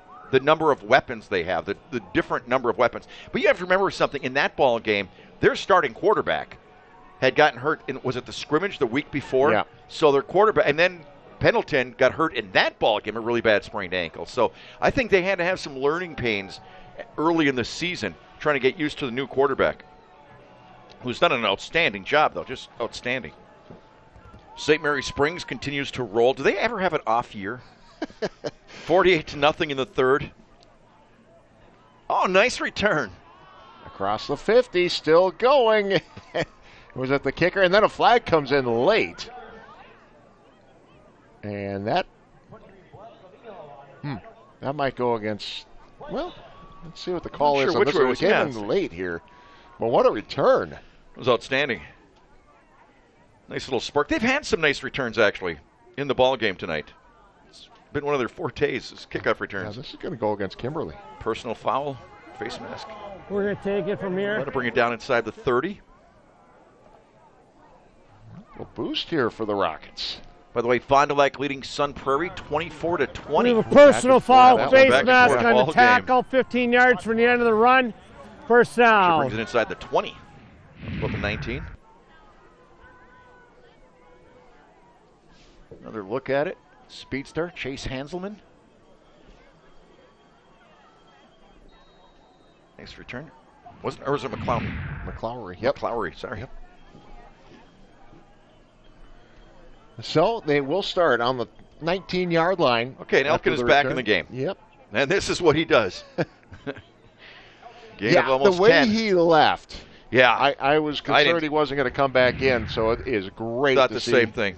Elkin back in and He's playing as tough as he was early on. Gain of 10 on the play. First down on the 9. The crowd has thinned. Have you noticed that? I think a lot of people watching at home. Oh, man, it is. I mean, to be sitting out there in those metal bleachers all night long, Yeah. That's tough. That's cold weather. First and goal from the 9-yard line. Rockets in business here. They need a score. Elkin There takes he it is. himself, Look at this. and he is in the end zone. Wow! So impressed with this young guy. So impressed with this quarterback. He was a one-man wrecking crew in that first quarter, and here he comes after leaving the ball game after taking a really tough shot. Comes back, and on his legs, does it again. Takes it the distance for the touchdown. 9-yard run for Luke Elkin. Appleton North, 35. DC Everest, 6 in the third quarter. Menasha leads Fox Valley Lutheran 28-14 going into the fourth quarter. Jack Van Dyke on for the extra point. See where this one ends up. If you're parked behind the stadium here, you're in trouble. I mean, it's just incredible. I mean, those are like 48-yard field goals at every extra point, the distance that they travel. Badgers have a good one coming their way. They certainly do. Wow. We'll take a timeout. Kimberly still up by 21.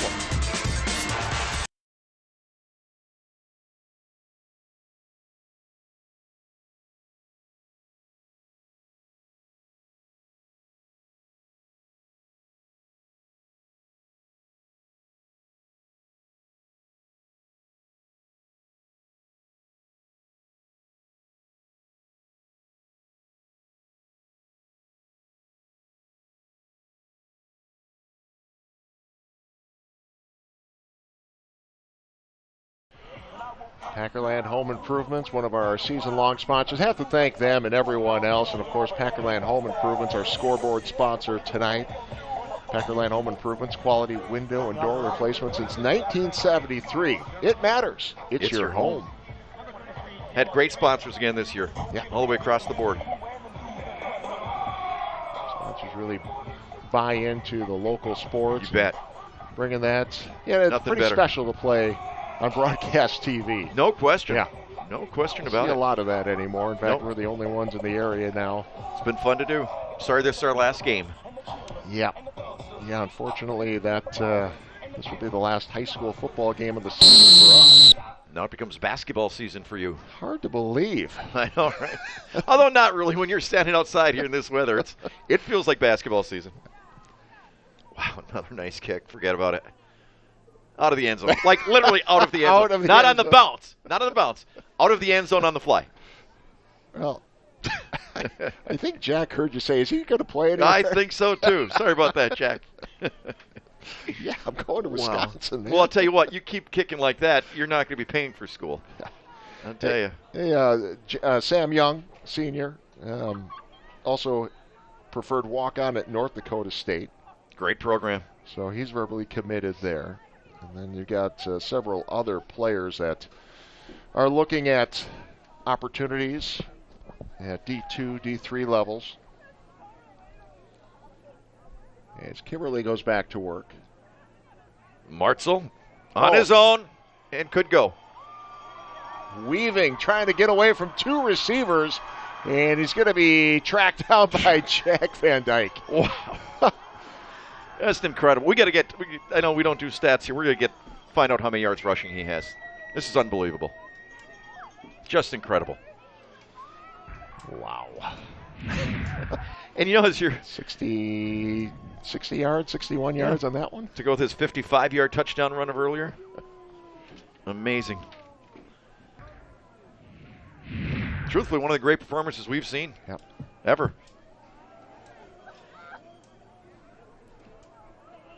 And it really was just a little bit of misdirection with Frazier. That's Frazier right there. Frazier's got the ball. Powering his way for about 5. Boy, talk about thunder and lightning, though, huh? Yeah. Wow. Frazier the power, Martza the lightning. 2nd and 5, knocking on the door. Well, that last score by Neenah was huge. I mean, they're hanging around. There, exactly, with a lot of time left. Absolutely. Kimberly's trying to agree. apply the knockout punch here, and this. Well, let's see. Frazier pulled down from behind, and that was Young again. Yep. Saving a touchdown. Boy, he doesn't quit, huh? Young. Both sides of the ball. North Dakota State's getting a good You one. better believe it. I don't know which position. Does them both pretty well, offensively They and like him at defensively. DB. DB? Yeah. Maybe a strong safety type.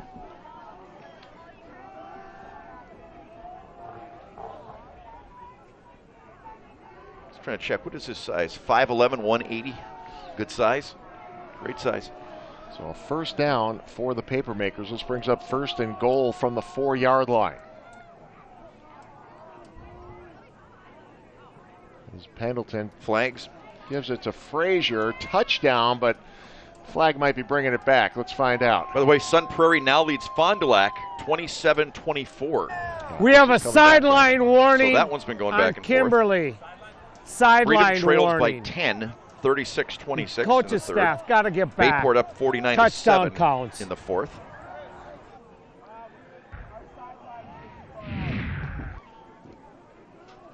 Oh, wait a minute. Let's see.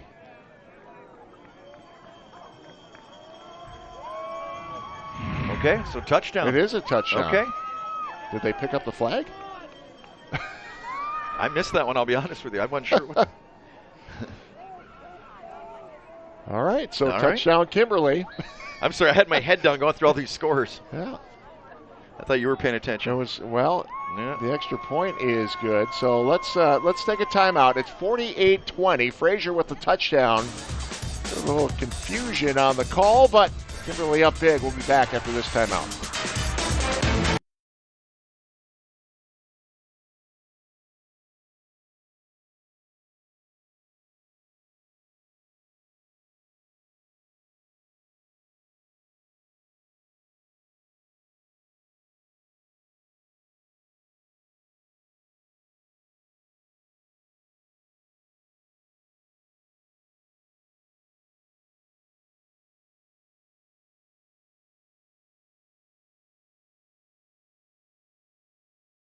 Okay, got some clarification. There was a flag on the play, but it was a Right. sideline warning against Kimberly. Telling the coaches to So move count, back. count the score. Frazier comes in, goes 4 yards for the score to make it 48-20. Sideline warning against Kimberly. Here's another look at the touchdown run by Frazier.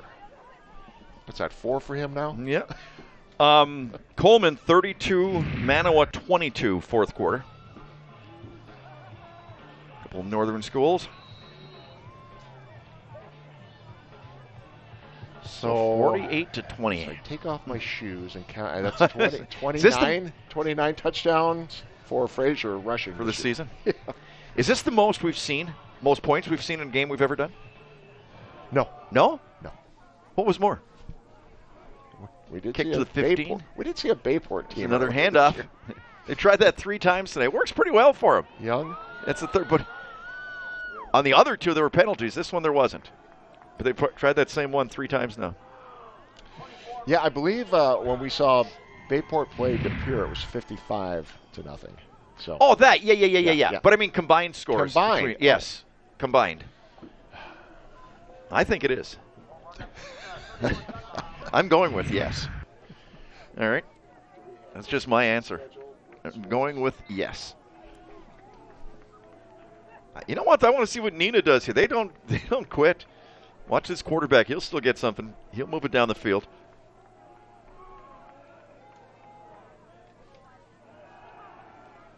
Elkin. Nice pass downfield. Oh, And nice catch. with Stockman. What a beautiful throw. Double coverage. Man, 2 defensive backs were right there. Receiver went up, made the catch, kept his concentration, and a perfect throw once again. By this quarterback, I'm so impressed with, Luke Elkin. Wow. Nice protection this time. You know, he didn't have much protection in that first half. Had a chance to really set up nicely, just drops it in there.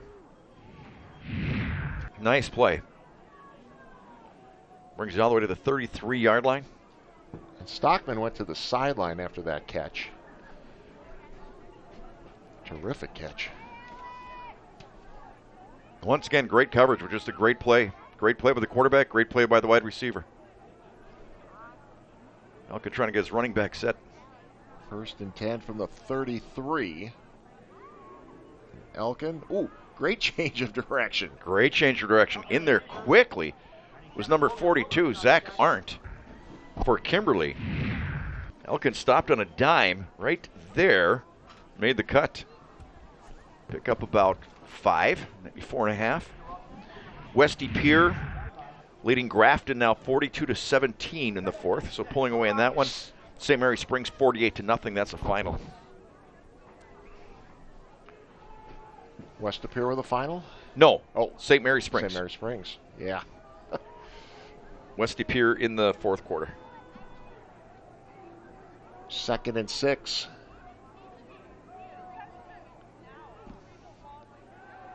Elkin looking deep, and that. Oh, no. 2 different players had a shot at it. Well, and they were with Kimberly. I already started calling the interception for Brian Bargland. Wow, it was right in his hands. He's going to think about that one later. Oh, it was right there for him. Again, great coverage, secondary. Part of Kimberly. Boy, no quitting this Neenah team, though, either, huh? I mean, they're coming after it. Trying to work their way back into it. This is a big 3rd down. 2 receivers to the left this time. Good protection once again. Elkin over the middle, and just missed a shot. Little, just overshot his man. A little too much. Had good protection once again. Hanselman, the intended receiver. So brings up 4th down at about 6 from the 30. Let's see, are they gonna? You know, honestly, Van Dyke. honestly, I don't know how much of a pounding you can take, but their offense moves so much better when it's just him carrying the football. I mean, it really does. I mean, it's tough to get anything going in the passing game tonight against this team, but got to give him a break. That's what I mean. It's like, give him a break, let him pass. Right. 4 receivers in this set. 4th and 6. Good time once again. Elkin. Too high. Looking for Young. Yep. Turnover on downs. Had his man. He just overshot him. Just a little high. So Kimberly with another chance here. 5 minutes to go to pad this lead.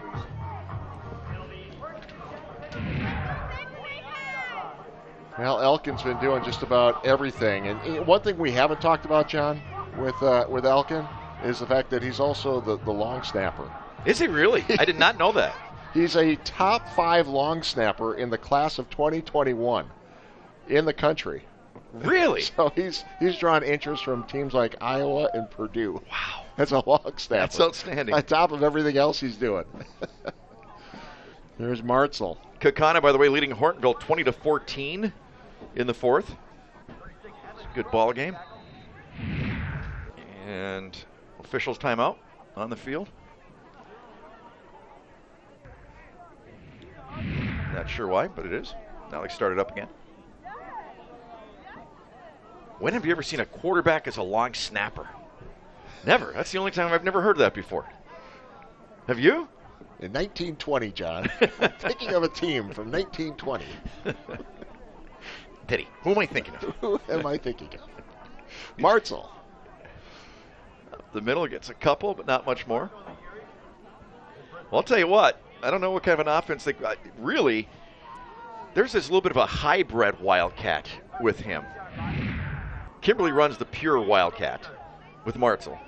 It's kind of a hybrid with him. Right. And Pendleton handed it off that time. Right. So they've alternated back and forth here a little bit. Well, and that's what makes it so difficult for those teams coming up for Kimberly. No question. Who are they going to have in the backfield? And they're going to mix it up. The winner of this Kimberly Neenah game will take on the winner of Appleton North, DC Everest. Appleton North was leading at the half of that one. Frazier hurdles gets the carry and has another Kimberly first down. It's an amazing night for him, amazing night for Martzel. Well, it looks like it's going to be a rough night for Freedom. 43-26. They trail St. Croix Central. That must be a good St. Croix Central team because I was really impressed with that Freedom team. Saw them a few weeks ago against Little Chute. Thought they would go deep in the playoffs.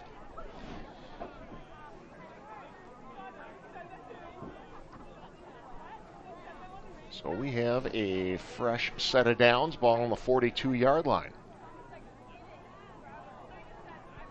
Martzel keeps it himself. Great fake. Spin move, gets about 9. Frazier really sold it. Yeah, that's what I mean. You know, they're not showing a lot tonight, Teddy. I mean, we've seen a lot of these exact same plays over and over. Got a little bit of a misdirection with Frazier. You got to respect that without question. And Marshall just comes back to that weak side. But I think they've actually got that in their mind right now. Let's not show any plays that we don't have to. Just stick with bread and butter. Menasha leading Fox Valley Lutheran 28-21. 8 minutes left to play in that game. Good game there. Frazier. Oh, stacked up at the line of scrimmage. Nice play that time. Jacob Kazuba. 6'4", 200-pound outside linebacker. Nice play. Bring down Frazier. So 3rd and 3. Well, you see all those replays once again. Simon's Cheese, our instant replay sponsor this season. Simon's, the home of multiple world champion cheeses. Simon's Cheese located off of Highway 41 at the Little Chute exit. Stop there today. One new wrinkle that they've been doing is they sprint to the line of scrimmage. Frazier is close. Have you noticed that? When they're in the huddle, then all of a sudden they break the huddle. They absolutely sprint to the line of scrimmage right now. Just changing up. Changing things up. Yeah. Yep, exactly. Cadence or 4th and about a half a yard. Yep. And they're going to measure. Okay. Any other scores coming in, Johnny? I told you the Kakana one, right? 20-14 over Hornetville in the 4th. Menasha, as I mentioned. Sun Prairie now leading Fond du Lac 34-24 with 9 minutes left to go in that ball game. So that one's been back and forth. Short by a few inches, yeah. Oh, I think they'll go for it. I think it's 4-down territory, Teddy. Do you? I'm just saying. I think it is. So now next week, everything moves to neutral sites, correct? One more. Oh, one more? One more. With the higher seed? Yep. Okay. So it's level 4? Yep. Okay. Unless you don't have a field that can... Okay, accommodate. And I think he gets the first down there without question. Power football. Yeah, that's all it is. Well, again, when you get that big offensive line, and you got some of those behemoths. That's Coach Jones showing confidence. There you go. Absolutely. What's the word? Behemoth, right? Behemoth. Big? Yes. Big and brawny. That's what they are. Biggins. It's another first down. Here we go. I'll tell you what, this Kiwani team, or this Kimberly team, they've got so many guys on the sidelines. I mean, it's incredible. And you know, a lot of these guys aren't going to play. I mean, they probably got 4 different strings. Frazier again. But man, they come out and they work every day and they do whatever. I mean, that's pretty cool to see. I mean, that's really neat. And they've had games this year where it has been lopsided in the second half, where a lot of those guys in the second or third string get significant minutes, quality minutes. But look how many guys they have on their team. Just incredible. It's like a college team. By the way, got a final now. Hilbert, the Wolves move on. 48-7. Hilbert gets the win.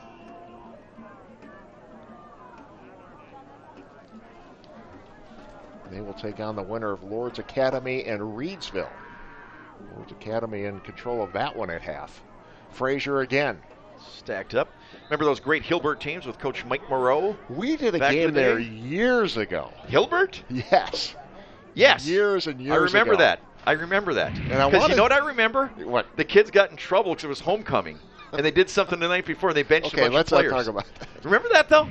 You know what I remember? I Oh. think it was one of the first. Why is my memory always different than yours? a more positive memory. Okay. Just Well, saying. let's talk End about of the it. third. Let's talk about it in the fourth. All right. Let's regroup. But they did something with a bunch of tires, remember? Let's not talk about Okay. 48-20. Kimberly leads Neenah.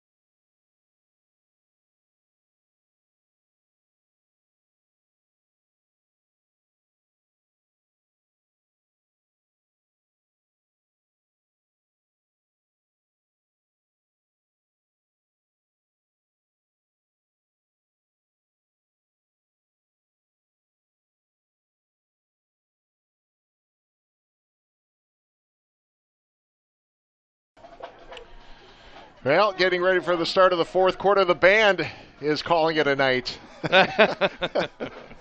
You know, what a terrific job they did. Oh, my all gosh. night. Phenomenal.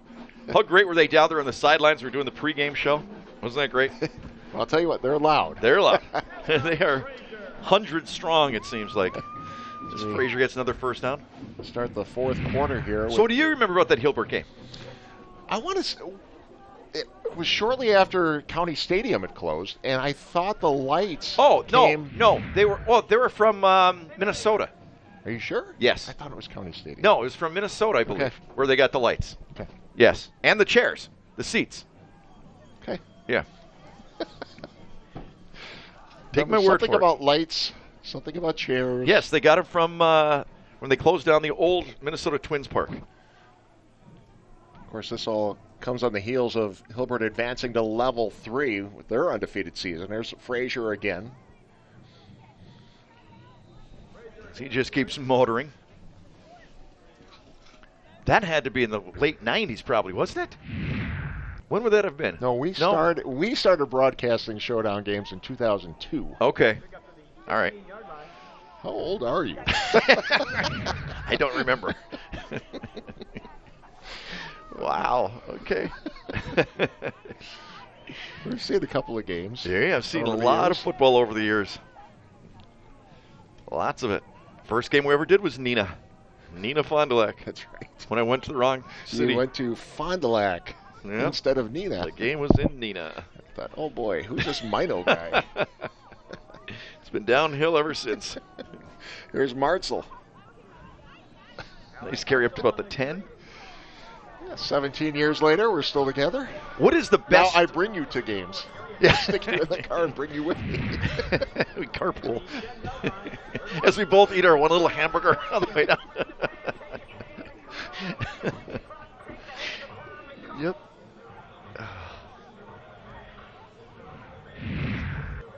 Boy, our director just said 83. They were doing. Well, I wasn't even here then. Oh wow, they did games back then. That predates- Wow, me too. I was Yeah. in Flint, Michigan. Yeah, I think the Showdown version began in 99, Okay. but 83, that's... Yeah, it's way. I was like 11. And this And is Frazier. Is Frazier. that his 11th touchdown of the game? My Seems goodness. like a touchdown. Unbelievable. Kimberly. Just incredible. Just unstoppable. Caleb Frazier.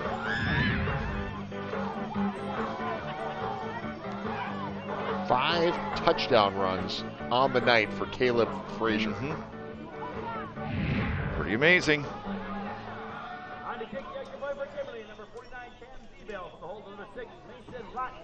Line it up for the extra point.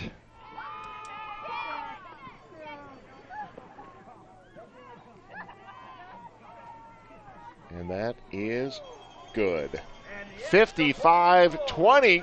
We'll be back after this timeout. You're watching Showdown.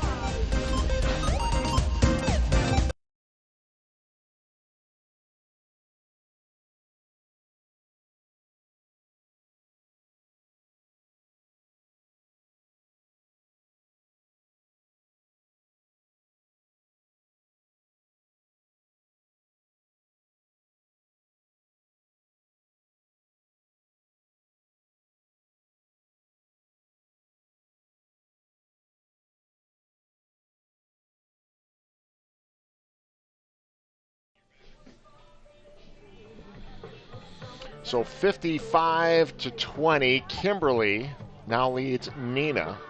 And, Kimberly started pulling away, and now it's just been a methodical. Well, Neenah got worn down. Go. There's no question about it. They got worn down. They lost some of their spunk there. Early on, they were trying to match them touchdowns to field goals, and they were still staying in it, 2 scores down.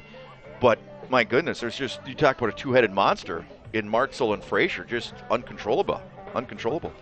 So a running clock now, huh? So wind her down.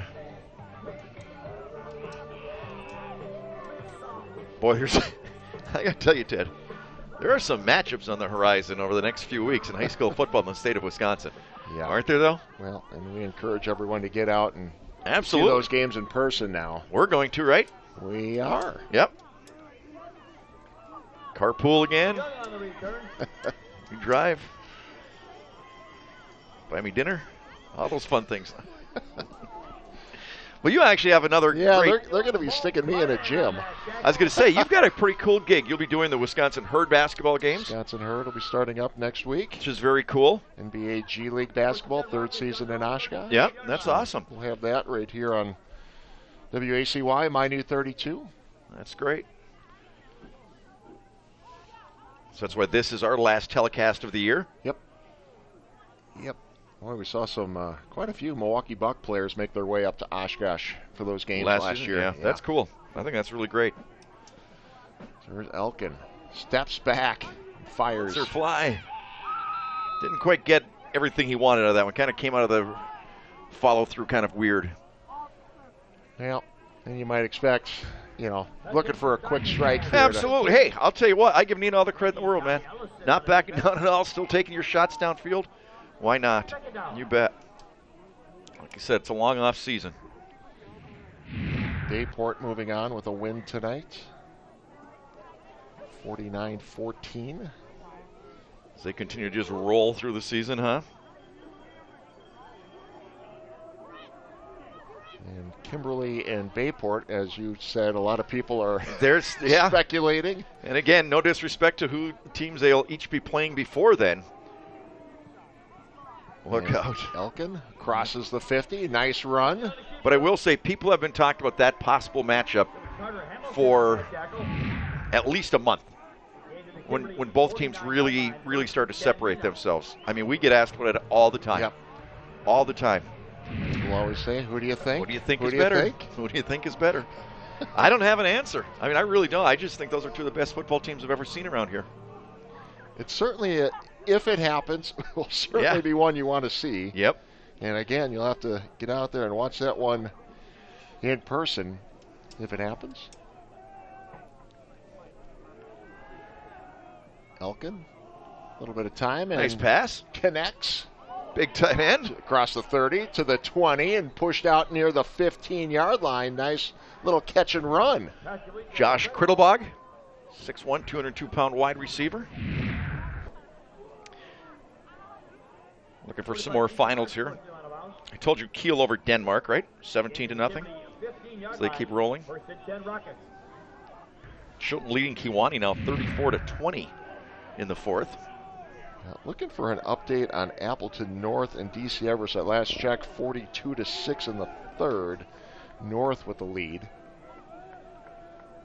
So you used to cover all those schools, right? DC Everest? Yeah. Oh, you bet. They used to that be was when in the days when Wayne powers. Steffenhagen was the head coach. Man, those were just great teams. DC Everest, year in and year out. Elkin again. Almost a Look at broken this- play, look at but this. still on his feet and Touchdown. into the end zone. Luke Elkin. I'm telling you, in a losing effort, he's been as great as anybody I've seen in all the games we've done. I'm not even kidding. He's as good as anybody we've seen in a losing effort. What he has done is just incredible. Elkin. Just incredible. What a big night. Third touchdown of the night for Luke. Westy Pier, huge, 56-17 late in the fourth. So that stops the running clock with 6:32 to go.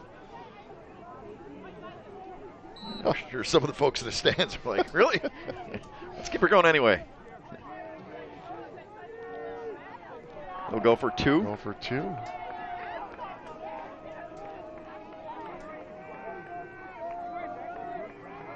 Elkin again. High snap. You bet. Keeps himself, doesn't matter. Takes it in. 2-point conversion is good for Luke Elkin and the Neenah Rockets. No quit. That's nice to see. We'll take a timeout. You're watching Showdown on My New 32.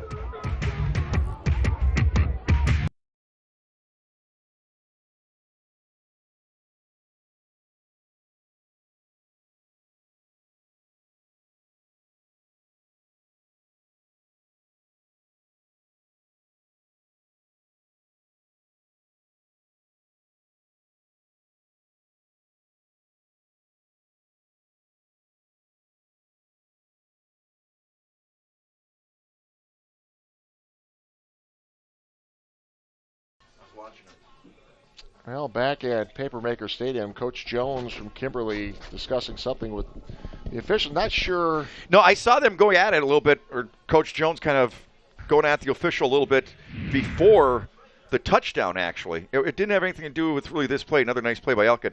But early on, he was really upset with something. I don't know what it was, to be honest with you. Okay, Appleton North, 42-6, late fourth quarter. 42-6 over DC Everest.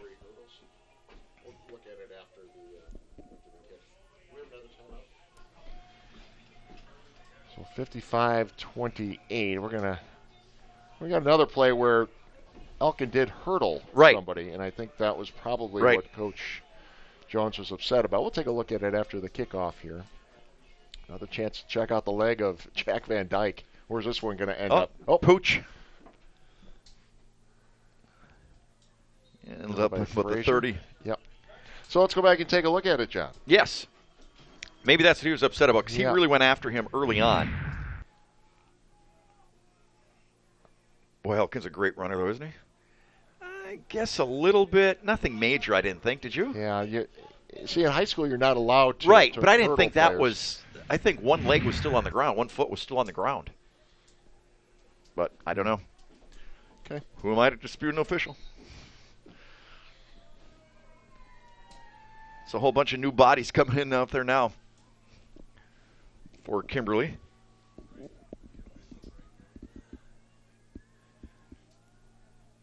First and 10 from the 25. The new quarterback. Right up the middle again and out to the 50-yard line. Wow. Doesn't matter who they stick in there, they're all good, Johnny. New quarterback is Zach Kreider, 6'1", 247 pounds as a quarterback. What a big guy he is. Parker Kester. The burst up to the 49. Nice carry. 27 carries on the season. 226 yards and 3 touchdowns. Wow. St. Croix, 43. Freedom, 40. Still going on. Comeback. Wow. Chilton 41-20 over Kewanee late in the fourth quarter. Don't count out Kewanee, right? Holy the cow. way things played out for them last I know. week. Unbelievable. Against Amaro. Kester gets the call again. Gets about 5, straight up the middle. I always get a kick out of these kids, how well they come in and play after standing on the sidelines. You know, this isn't like the NFL with the heated benches and capes and all those things. They're just standing out there in the elements, and they come in.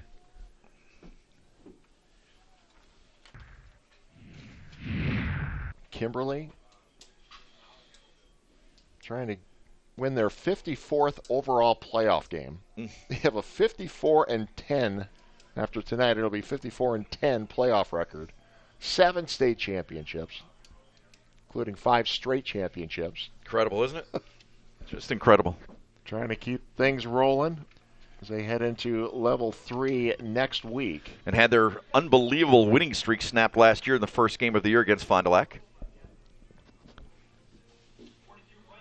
So Kimberly tied for the second most WIA state titles. Who's got the most? St. Mary Springs. With 8. They Okay. won last year, so they won their 8th to pull ahead of the pack. Who are some of the other teams with 7 state titles besides Kimberly? 7 state titles. Yeah.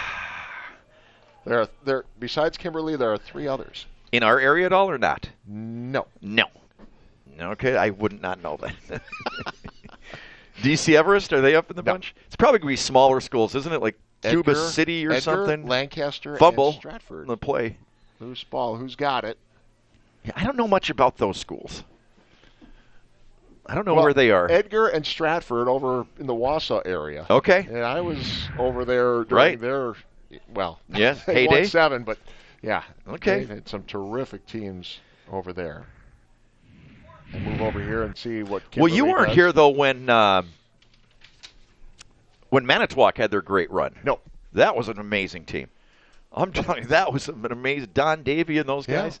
I mean, they had that defensive line that was like 6'5", 250 across the board. They were pretty incredible. But you know what? Manitowoc got into the playoffs. Made the playoffs. Good to see. Edgar, by the way, won over Hurley 40-0 tonight. And another first down as they continue to just keep fighting. Wow. Is that Kester again? Yep. So some of these guys getting some PT. Well, after the game, Johnny will have an interview with Coach Jones. We'll update our scoreboards and let you know who's moving on to level 3. You know, I always say one of the great places for the high school playoff games is Titan Stadium. I think that's really great. Yeah. I think that's just an outstanding school down there. Stratford won 51-0 over Spencer. Don't really know where Spencer is. That's just north of Stratford. Okay. Victory formation. With 100 seconds left to play. And Kimberly will improve to 11-0. And they will take on the winner of Appleton North, DC Everest.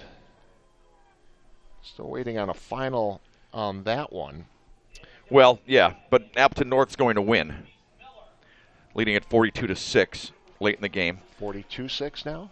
42-6. Okay. Coleman won 46-28 over Manawa. Real good Manawa season comes to an end. Okay. I'd like to thank my buddy Bricky once again for supplying us with all these scores. Like I said, you had a scout in the stands. I had a scout on the couch. There you go. Well, I'm going to start heading down, Teddy. All right. Talk to Steve Jones. Kakana moves on, 20-14 over Hortonville. Like we said, we'll get those on some graphics for you and take a look. Start looking ahead to level 3 next week. Oh, excuse me, it's late in the fourth quarter. Kakana is not a final. Kakana 20-14 over Hortonville late in the fourth. Late in the fourth. Late in the fourth. Okay. All right, I'm heading down, buddy. All right. Enjoyed sharing the booth with you once again. Once again. You too, brother. All right.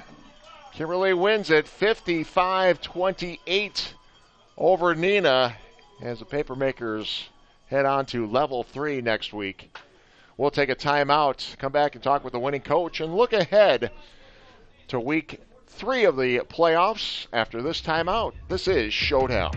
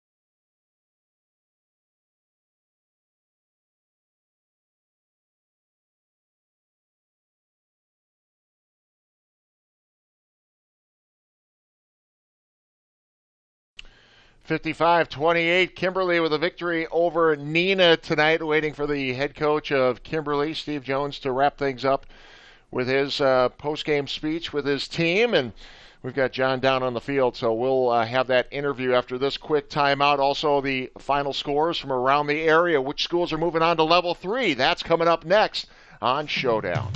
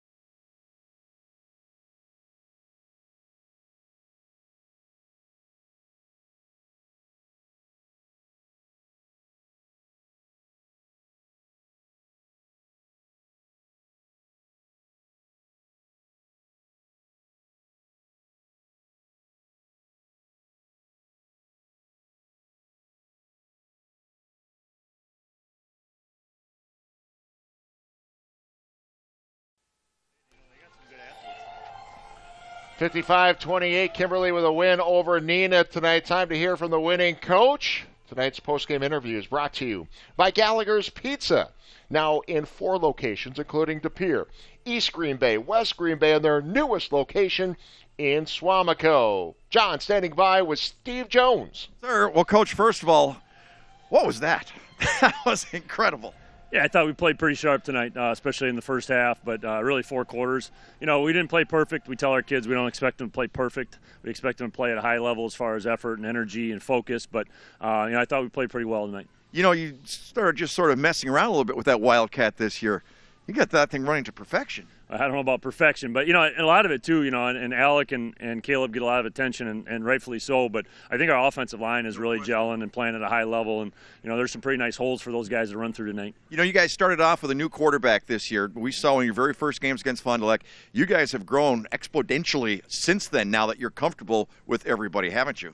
Yeah, and that's really the measure of success in our program. We don't really look at the scoreboard, but the question is, are we getting better every single week? And, really that is our goal and our measure of success. So I do think we're getting better, and again, each week is a new test. So we'll see if we can get better for next week. What a thunder and lightning though between Frazier and Martzel. Yeah, it's two really good running backs, and we're blessed with both of them. And Alec can still throw the ball a little bit. He didn't really get to show that as much tonight as he has in other weeks, but it's a dynamic duo back there that are playing pretty well. What is it with some of these plays here? I mean, you guys just do a nice job of finding the open man or doing a nice job of reading, and then you got a nice wide receiver and that young man right there.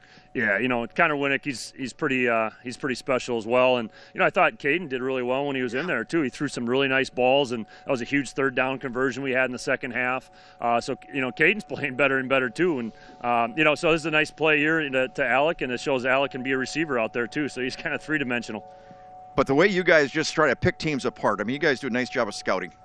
We do, and I'm blessed. I'm biased, but I think I have the best staff in the entire state. I think we are really blessed with a great coaching staff that work really, really hard. I get to have these great conversations with you, but they're doing a lot of the work behind the scenes, and I'm very thankful for them. Is that kind of the highlight? Win, guys, so I can talk to Neenah? Yeah, that's exactly right. Spend some time with you. That's what I thought. Coach, congratulations. Best luck next week against a team that you know pretty well. Yeah, thanks a lot, and I really appreciate you guys being here and all the coverage. So you guys do a great job. We love it. Thank you, Coach. Thank you very much.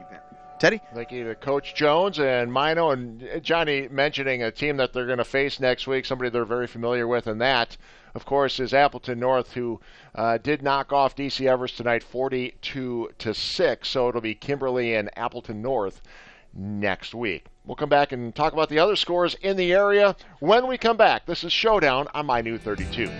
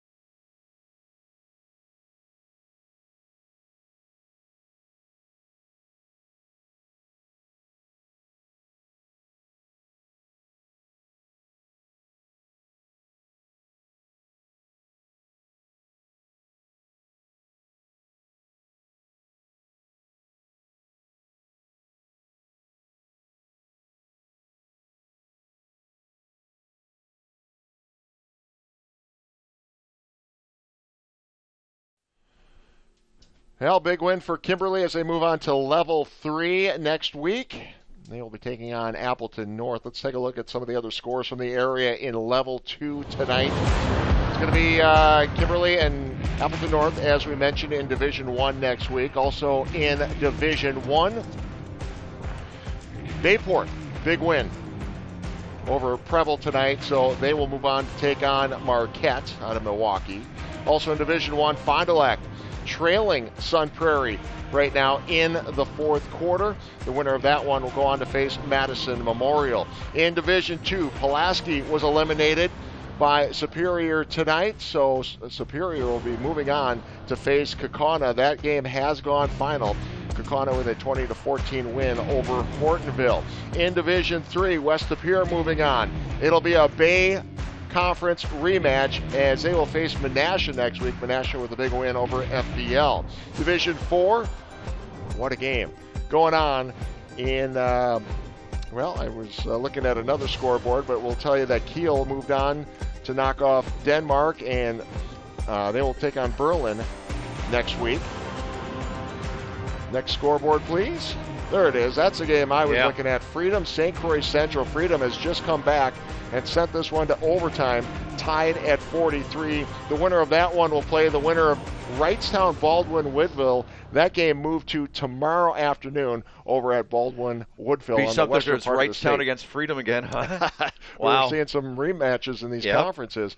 In Division 5, it is Amherst moving on to take on Chilton. Chilton, a big win over Kewanee tonight. That game is now a final. Chilton with a win over Kewanee. Also in Division 6, Coleman will face Abbotsford next week. Both teams winning. Also in Division 6, St. Mary Springs. They just keep rolling. 48-0 over Johnson Creek tonight. They'll take on Racine Lutheran next week. And also in Division 7, Hilbert, undefeated on the season, moves on to Level 3, where they'll take on a very tough Lourdes Academy team. And again, Division 7.